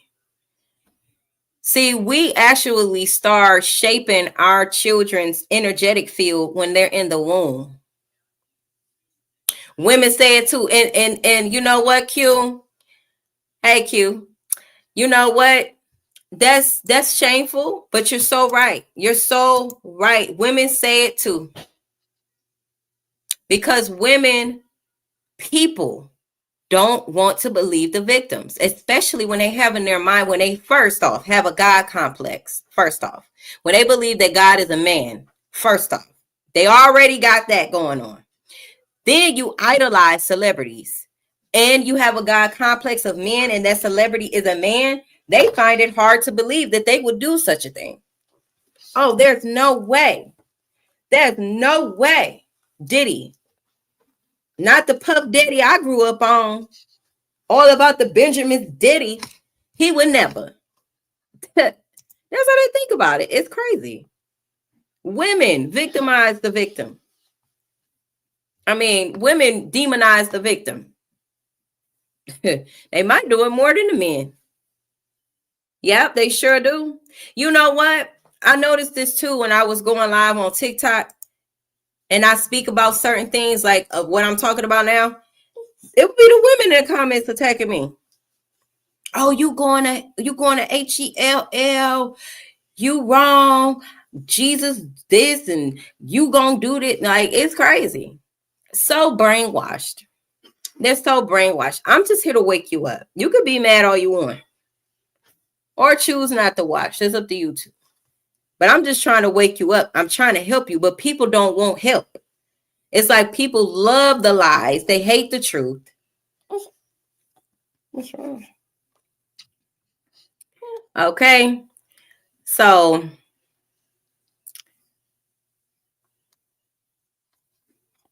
let me see. How did I get to this? I'm trying to get to the other part. So a few more things I want to say, and then we can go ahead and call it a night. You say, yeah, when I'm commenting on the DDG recently, these women chewed me out. It's like, it's a shame. It's a shame. And what's weird to me is that women act like they don't know what it's like to be mistreated, disrespected, abused by men. Why is it automatically off limits when it's a celebrity? They're still a man and they still operate from the same patriarchy mentality. So why is it that it's automatically, they get my support because they would never? That's sad. I would never tell a woman that she ain't being abused. I believe you. I believe you 100%. What you experienced was real. I'm not going to invalidate your experience. I don't even want to insinuate that I'm invalidating your experience because I know what it's like. I know what it's like for people to turn a blind eye, not care, or demonize you for speaking up about your truth. All of a sudden, you the problem. I hate when people ask, why did you stay? If they was that abusive, why did you stay? I hate that question when it comes to abuse. Crazy. Don't ever ask a victim, why did she stay? Not from a sense of, if you was really getting abused, why did you stay? I would say if you want to ask a victim, why did they stay? You got to be very mindful of how you ask that question. You could say, were there some struggles that you were dealing with that stopped you from leaving? That's a better way to ask, because evidently it probably was some struggles, lack of money, lack of support. It's a lot of things that go into why a victim stay and why a victim return to the abuser. And the abuser knows this. Like Diddy, he know I got money. You want my money? You want to live this? You want to live this lifestyle? Then you better do what I say. And if you try to leave, I'm gonna make it to where nobody wants to sign you or work with you. So you gonna do what I said you gonna do. This is what the average man does too. The average man will do the same thing to that woman. Threaten to take threaten to take away, her livelihood, take money, control money. They probably already done turned you against your family. So you lack support. Talking about you like a dog to his family.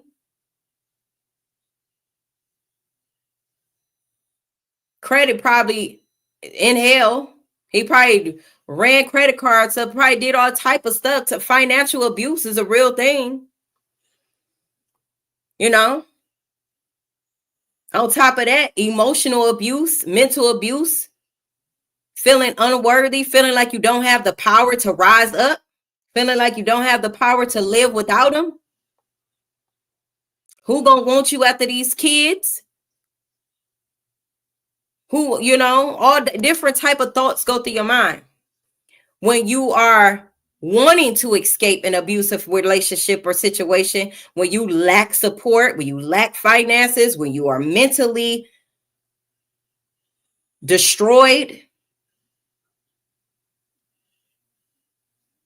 That ain't nothing easy to come up out of.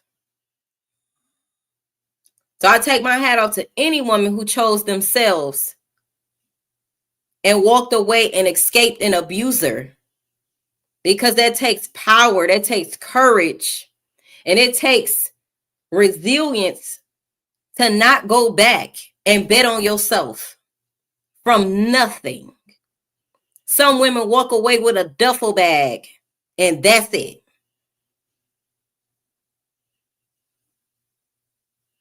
So we got to be mindful. She said these parasocial relationships with these celebrities have to stop. Absolutely. But they under my control. They're under my control. It's like you can have a healthy connection with somebody that you don't know versus worshiping the ground they walk on and ignoring their bad behaviors. Oh, I'm going to just ignore the fact that he abused women and children because he did. He did. So he wouldn't. What do you mean? They're making this up on him. He's a black man with money. They want to take him down. No, he's a black man that's fucking abusive with money. That's guilty.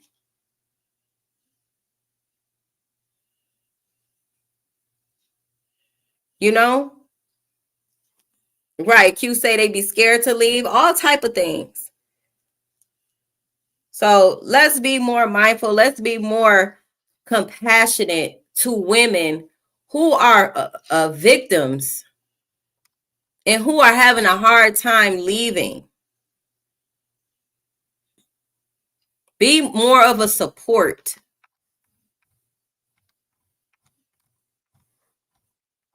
I had no support at all. I had to figure out what I was going to do and how I was going to do it without being evicted and a 2-week-old baby, unemployed. I had to figure that out. And it figured out, because here I am several years later still thriving. But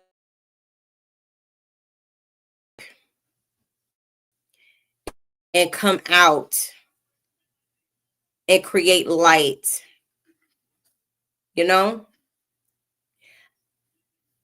I challenge every limited belief I ever had about myself during that time. As a woman, as a mother.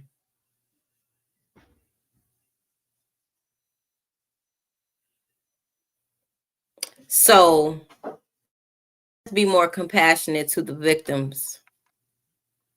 You never.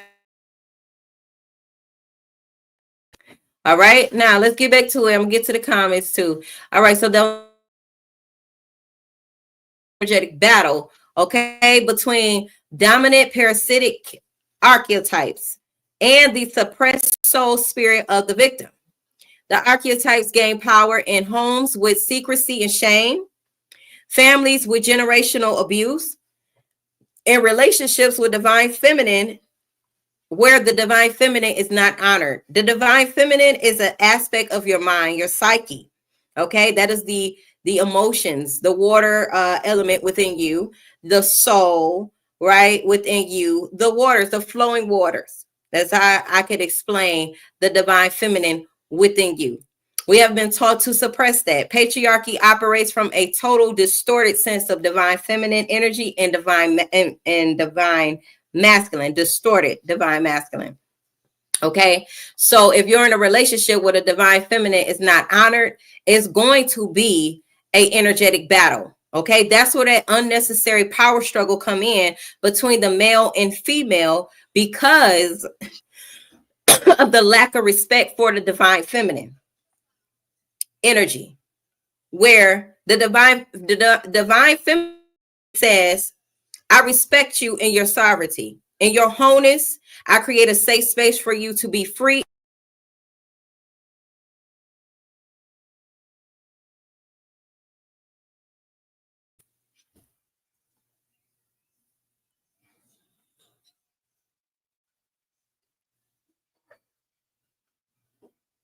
Okay. That's what the divine feminine energy says. Okay. In the society where patriarchy thrives, the patriarchy distorts that sense of sovereignty. Okay.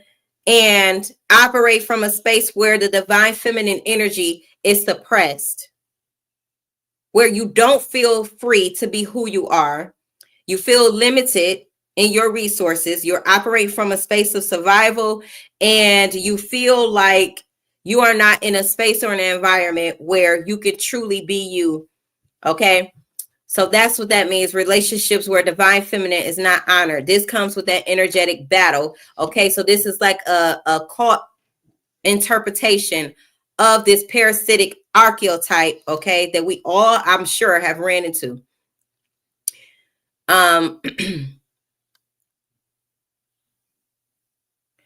So the hierarchy of the Jinn based on sacrifice. Okay, you got the type of sacrifice made not always by blood. It's often with by integrity. Let me slow down because I feel like I need to rush because it's already been 2 hours. But let me slow down. Let me read the comments too. Hold up. Yeah. Q says, I remember working with a lady. She was new and wore the same outfit every day. We talked about her and come to find out she left an abusive marriage. Oh, wow. With just the clothes on her back. Yeah, it was a lesson learned for you and everybody else, hopefully. And just to be more kind, you know, sometimes it's okay to pull somebody to the side, maybe and have a genuine conversation with them and say, hey, you know, I noticed this, that, and the third. Do you need any assistance? You need something? You know, it should just be natural. But we have to learn trial and error. We got to learn how to be compassionate because we're up against a society that doesn't teach us to be compassionate by default, right? Say not knowing who they are behind closed doors when the camera is not on them in privacy of their home. And you know what, Skylar? I always say who you are when the camera is not rolling is exactly who you is. So if you got to put on the show because you're on camera to be somebody else, and then when it's off camera, you a damn monster. That's just what it is. I operate my life like I'm being recorded all day long.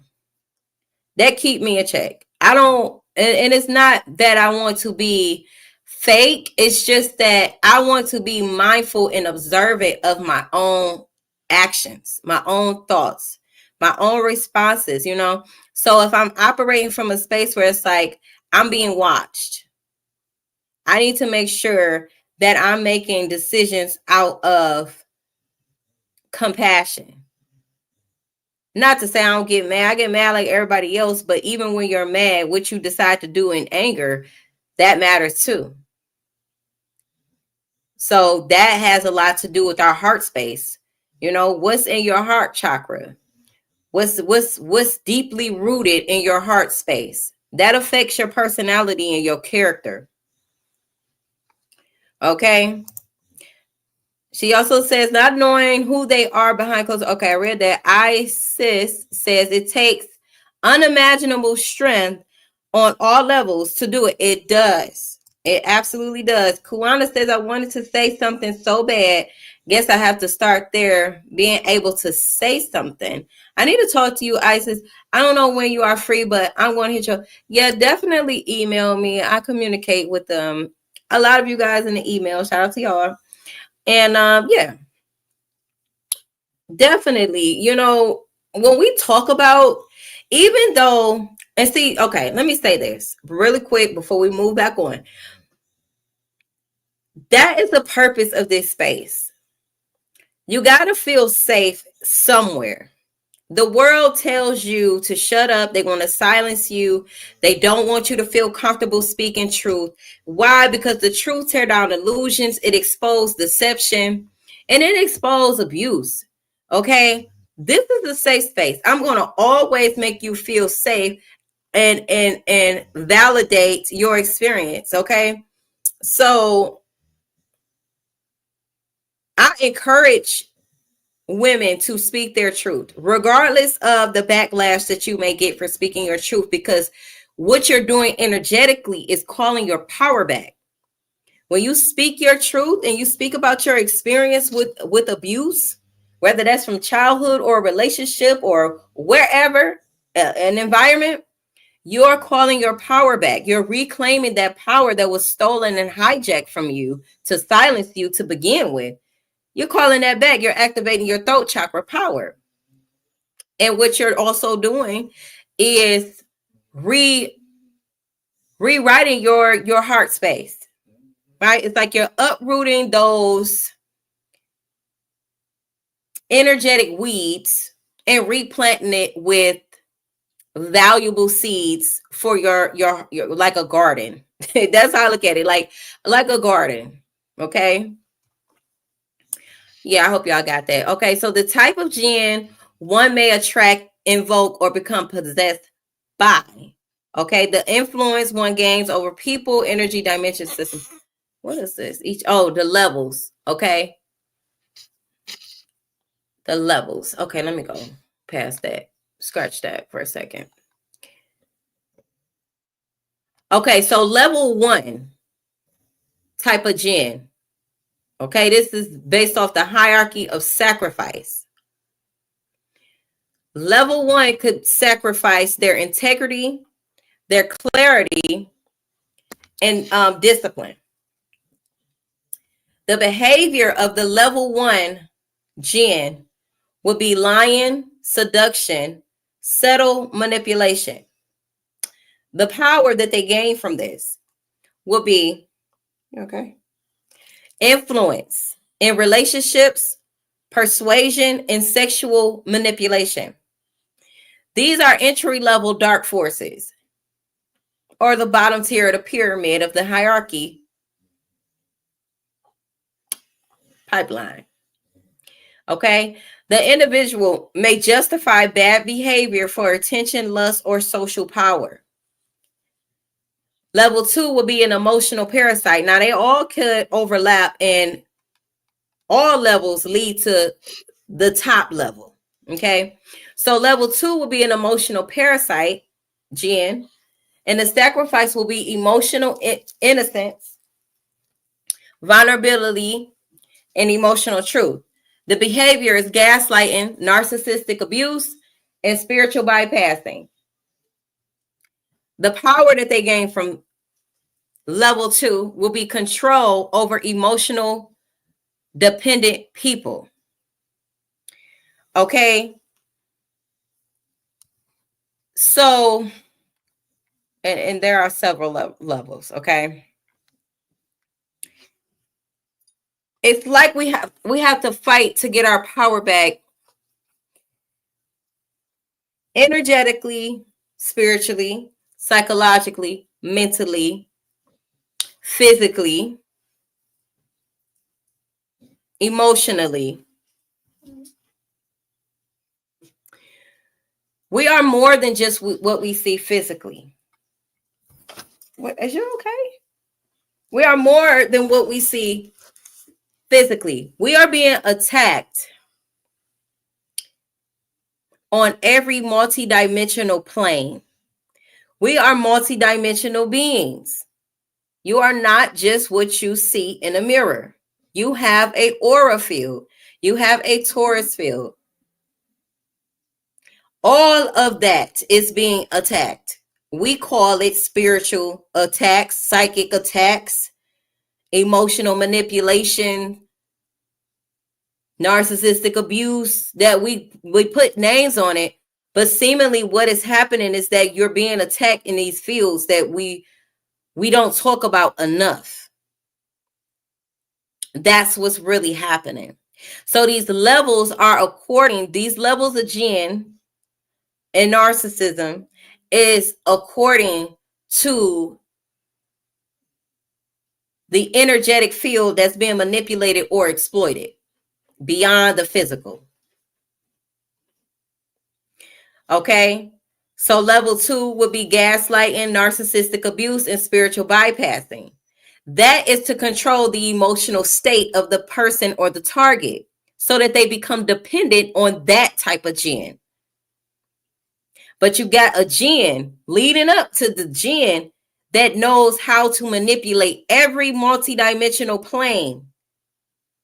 Okay? You have some Jinns that only that are master manipulators at gaslighting, or master manipulating at,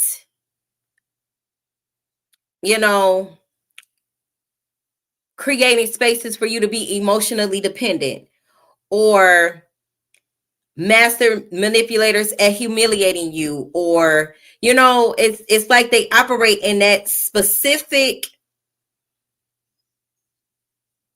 realm. But then you got the ones that know how to go between the realms. Y'all getting what I'm saying? Because I wondered, it was like, okay, like with my relationships, for example, I met a high level Jinn in my last relationship. Okay.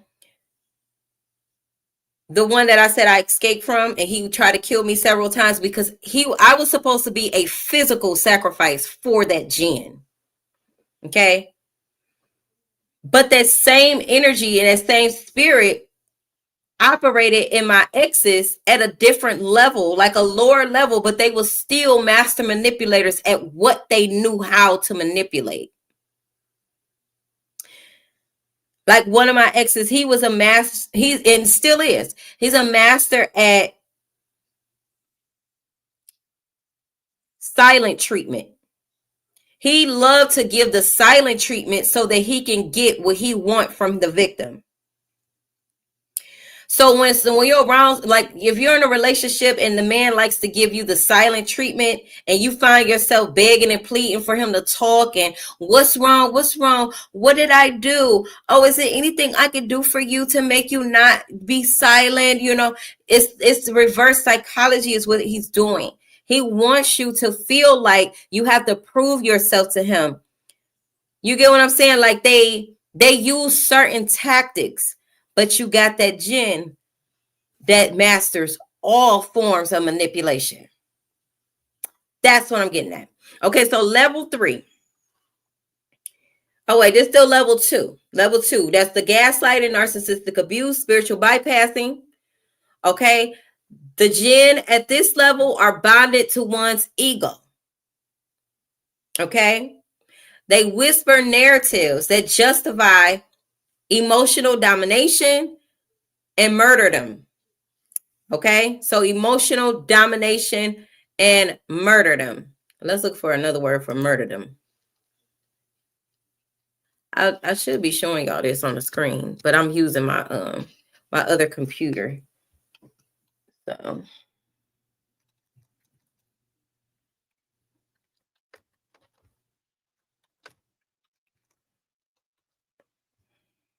dang, I didn't spell that right.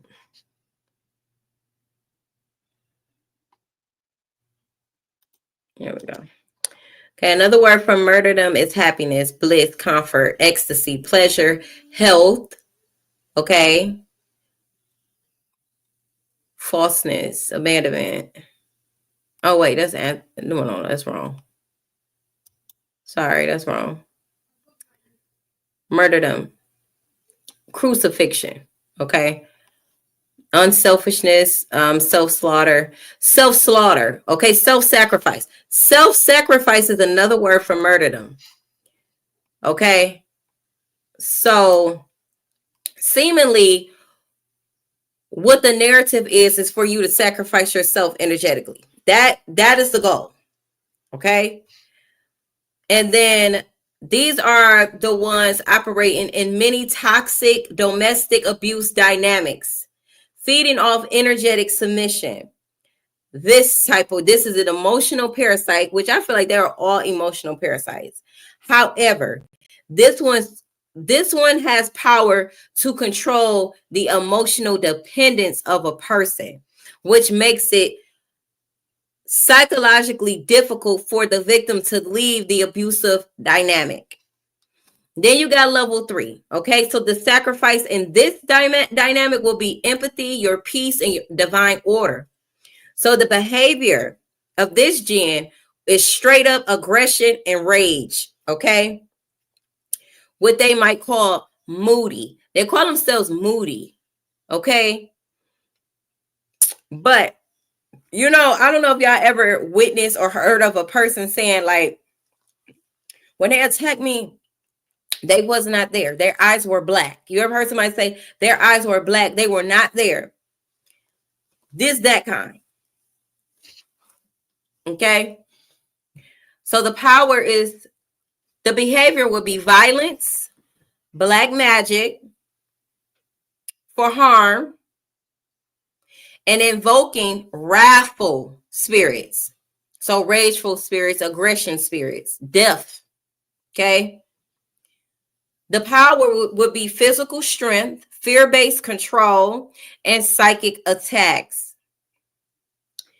To access the aggression and rage power, one must intentionally harm others physically and energetically. This is how I know narcissists are very aware of what they do and how they do it, very strategic with their forms of abuse and tactics that they use to manipulate others energetically, to siphon energy from them. Okay, this is a blood sacrifice or an emotional torment of others may be involved, especially left-hand path traditions. Do you have to use bathroom? Yeah. Yeah? Hold on, y'all, 1 second.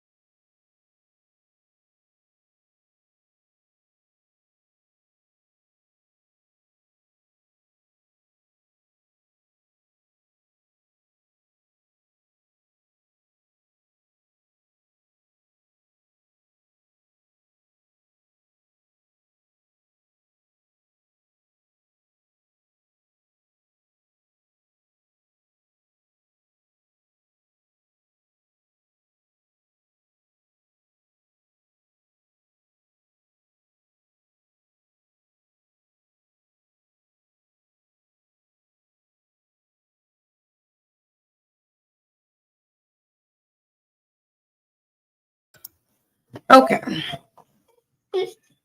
Come on. My chair feels so low. Okay, y'all.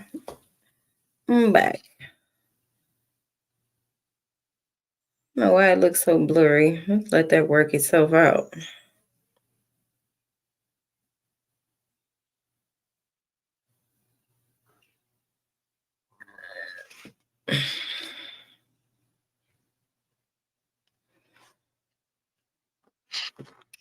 Okay, where did I leave off at? The level 3. Okay, so physical strength, fear-based control, and psychic attacks. Okay, so they intentionally harm others on purpose. You got level 4. The sacrifice here would be they operate from pride and dominion. So humility, surrender, divine will, that would be the sacrifice. I don't know why it looks so blurry, y'all. I'm not sure. It don't look blurry on my camera, but it looks blurry on YouTube. I don't like that for me. Not sure. Not clear now. Okay. All right. So the behavior will be elitism, domination rituals, invoking planetary or elemental jinn for power. Now we're getting into Diddy, because Diddy mastered level 1, 2, and 3 already. He probably mastered that in childhood. Okay. But his behavior definitely give elitism, domination rituals. We know that he's a very dominant Jinn. He likes to and I can bet my last dollar that he invokes planetary and elemental Jinn for power. I bet you he do, because he likes to harm people. He likes to sacrifice people, women and children. The power would be wealth. Okay, so this is what I mean when I say there's levels to it, depending on what it is, the type of power that they want. A lot of women are dealing with low-level jinns if they don't have that wealth and political and social influence. Diddy do, and people like Diddy does. The people who groomed him to be who he was, and who he's grown to be like him, like his children and whoever else. Okay. And a large scale of manipulation. Clearly, he's still manipulating people from jail. Okay. So this type of jinn is often associated with those who trade soul fragments for success. So fragments of who they are, they trade. Okay. They require sacrifice of personal morality for fame, money, or control of public perception. Level 5. This is where the satanic contracts come in. Okay. So this is the throne of darkness. That's why I picked that picture of Diddy on the thumbnail, because it's given throne of darkness. That what he had on is given that. It's given high level jinn. So the sacrifice here on level 5 as a throne of darkness jinn would be soul, divine connection, love, and life essence. So he sacrificed all of him to have the power that he has. All of him, his life essence, his connection to source, love. That's why I say he don't love. That's crazy. He don't love. Divine connection and his soul. He sacrificed it all.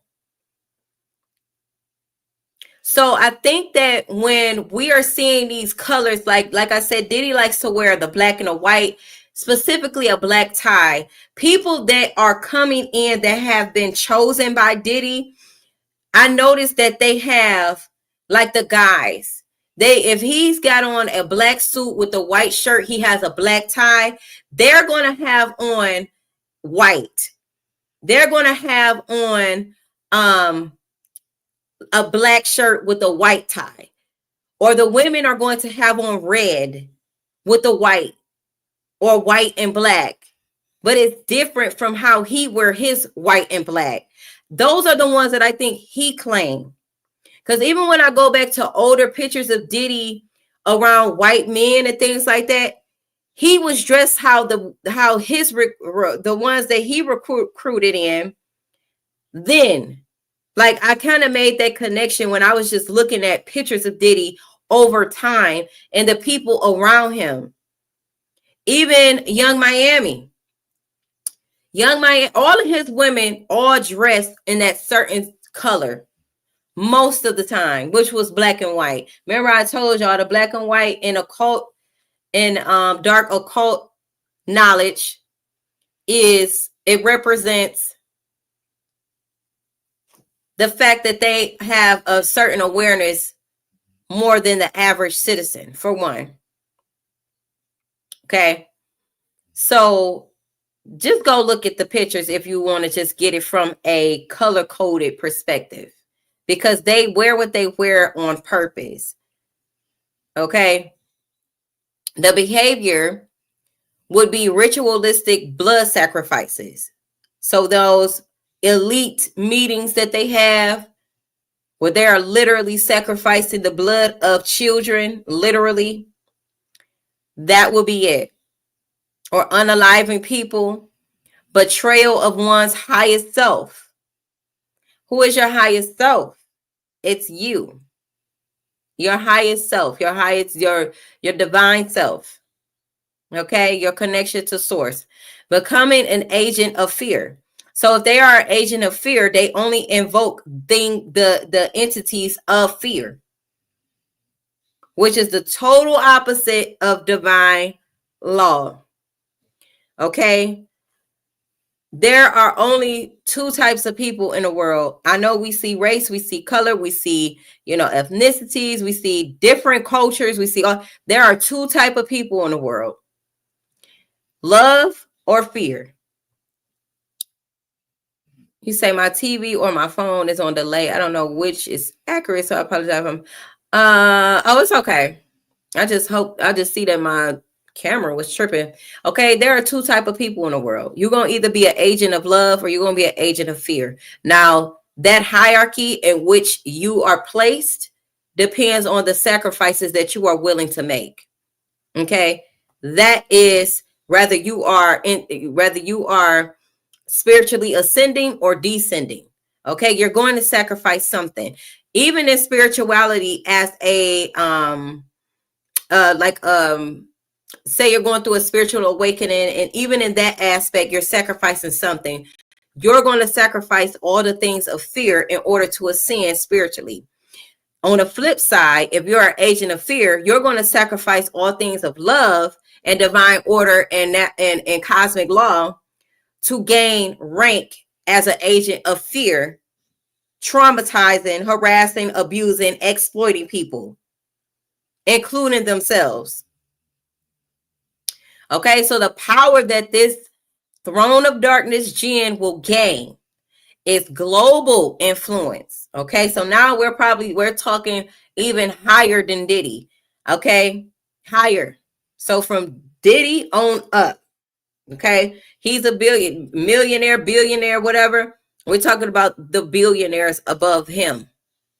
Okay, dark occult command and interdimensional access. This is how I know. They know exactly what be going on social media. They know exactly who the ones are that speak the truth. They know. They know. They know. Okay, this is where true possession begins. The person becomes a vessel for anti-life forces, not always the throne of darkness, but in the archetype lineage. This shit it gets deep and it gets dark. This is just surface level what I'm telling y'all, okay? I hope y'all keeping up. Let me know in the comments when you catch this replay to anybody that done fell asleep. Many high-level elites and global systems. So that's media, that's politics, that's occult orders. operate at this level, trading divine essence for matrix-based control. How would this reflect in human behavior? Okay, as a level 1, that will be flirting, gaslighting, and gossip. The abusive pattern will be emotional manipulation and seduction. A level 2 will be narcissistic energy draining. That's mental and emotional control. Level 3 will be explosive violence. So that's physical and domestic abuse. Level 4 will be charm and calculated cruelty. That's covert narcissism, power abuse. And then you got level 5, which is where the rituals, behavior of sacred, okay, soul control and cult-like dynamics. All of these levels are sacrificing something, though. All of them, okay?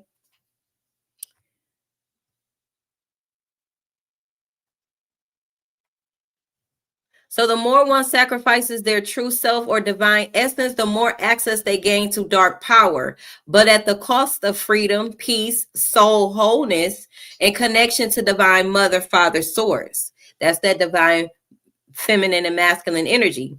For liberation work, each level requires a different healing tool. Truth telling, because you don't want to be an agent of these dark forces because you refuse to tell your truth and operate from integrity practices.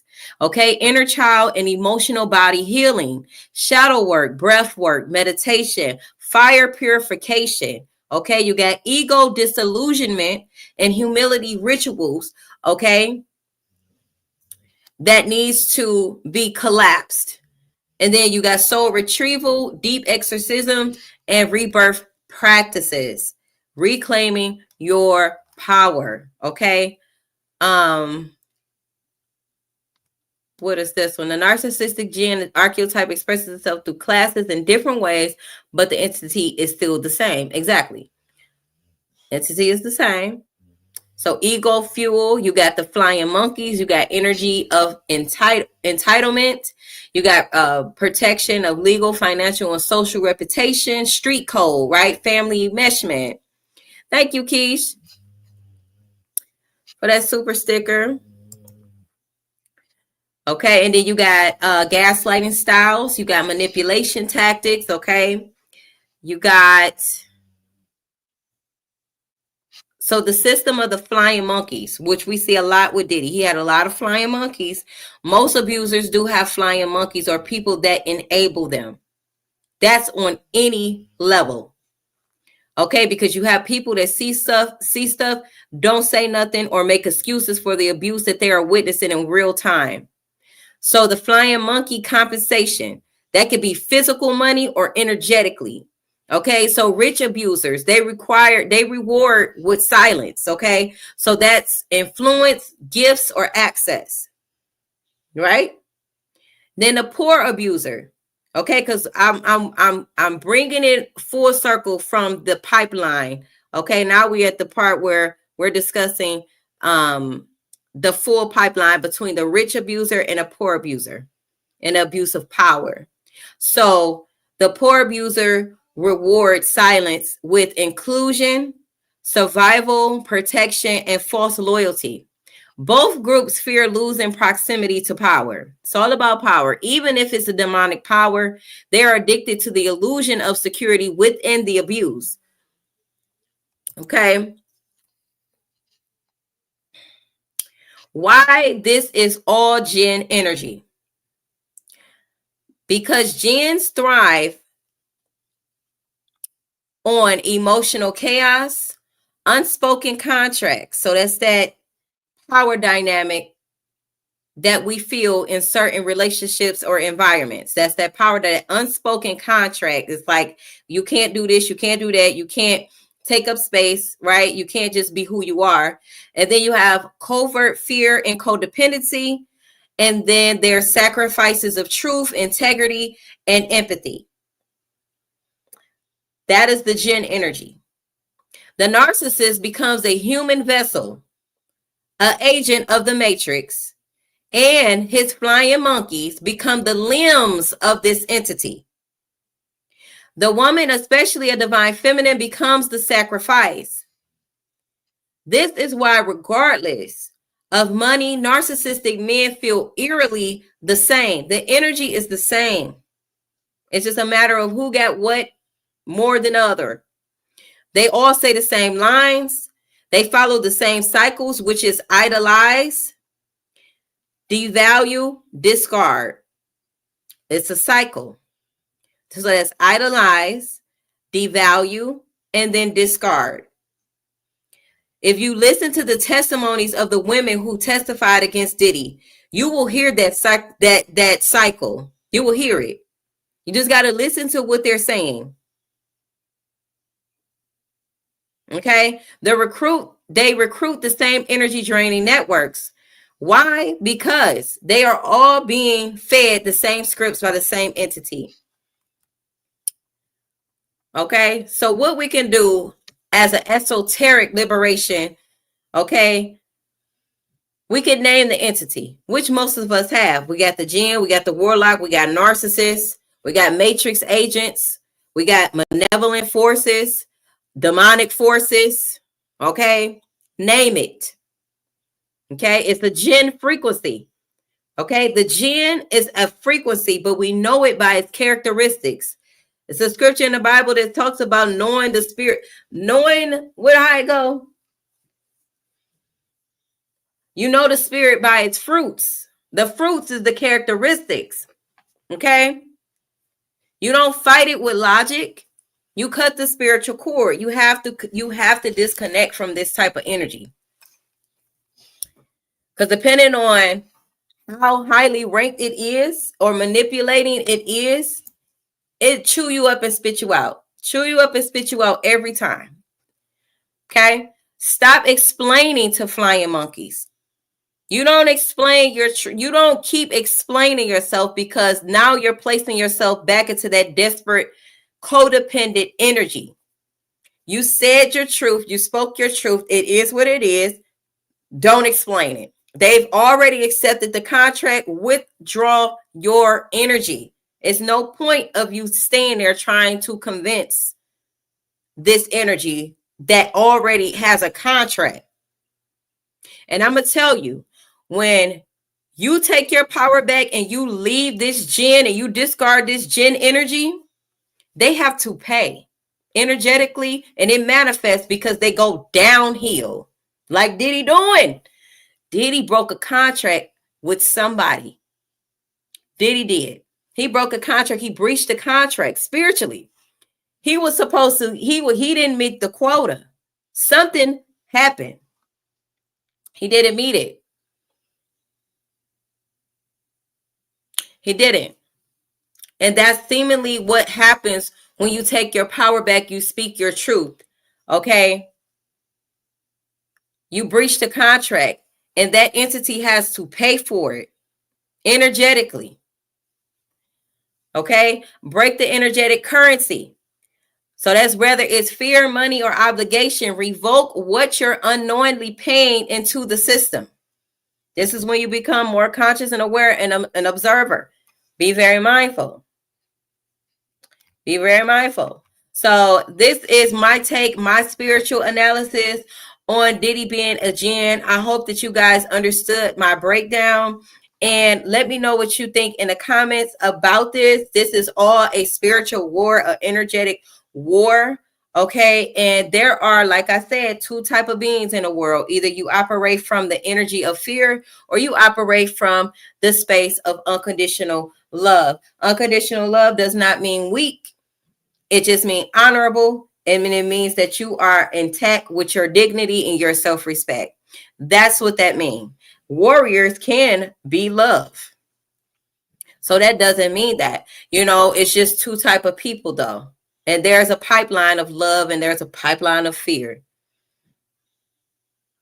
That's what I was shown, and that's what I was told spiritually. Okay? It's really not about race. And I know it is about race, but when we see energy, you just see energy for what it is. And that's love or fear. That's it. That is the divide. That is the rapture. We're going to see this happening within our own family dynamics, where you have the black sheeps, where you have the people, the true speakers speaking out within their own family dynamics. You will see people leaving the church. You will see people going off grid. You will see people becoming more aware and more conscious and speaking up about their truths. That is the time that we are in. This is the divide that the Bible speaks about. This is the rapture that the Bible speaks about. It has nothing to do with the sky daddy coming to save you from the sky. This is a battle of your soul. This is not about you going to heaven or hell when you pass away. This ain't about that. Your heaven or your hell is right now, in the now. Good seeing you too, Q. Good seeing you too, love. And that's pretty much all I have, y'all. I'm going to keep up with this Diddy stuff. I'm going to come back with another Diddy topic. It might not be as deep as this one, but we're going to tap into some other stuff. Until then, until next time, you guys be safe. One love. I appreciate all the support. And I'll catch y'all next time. Have a great night. Good morning, good evening. And you know, I wish a lot of y'all would stick around and really hear what I'm saying to y'all. I'm still covering Isaiah if I feel like it's something that I should speak about. There are a few things that I heard came to surface in regards to Jarvis's daughter that was adopted by, not adopted, was she adopted or raised by Annette? That was something that came up. Somebody sent me a message, but you know, I feel like it's getting warped at this point. It's getting all distorted and pulled every way. But I am still covering it. Yes.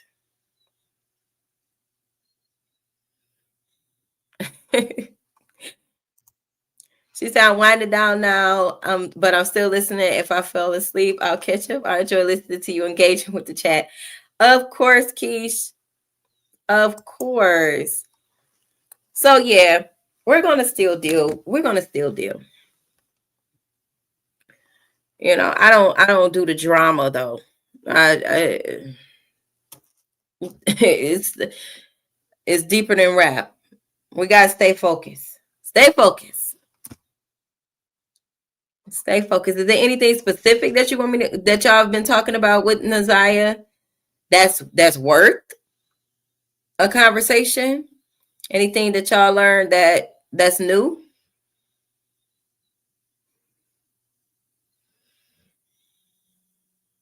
Because a lot of narratives has been spent and a lot of lies has been spent around Naziah Harris case. It's ridiculous.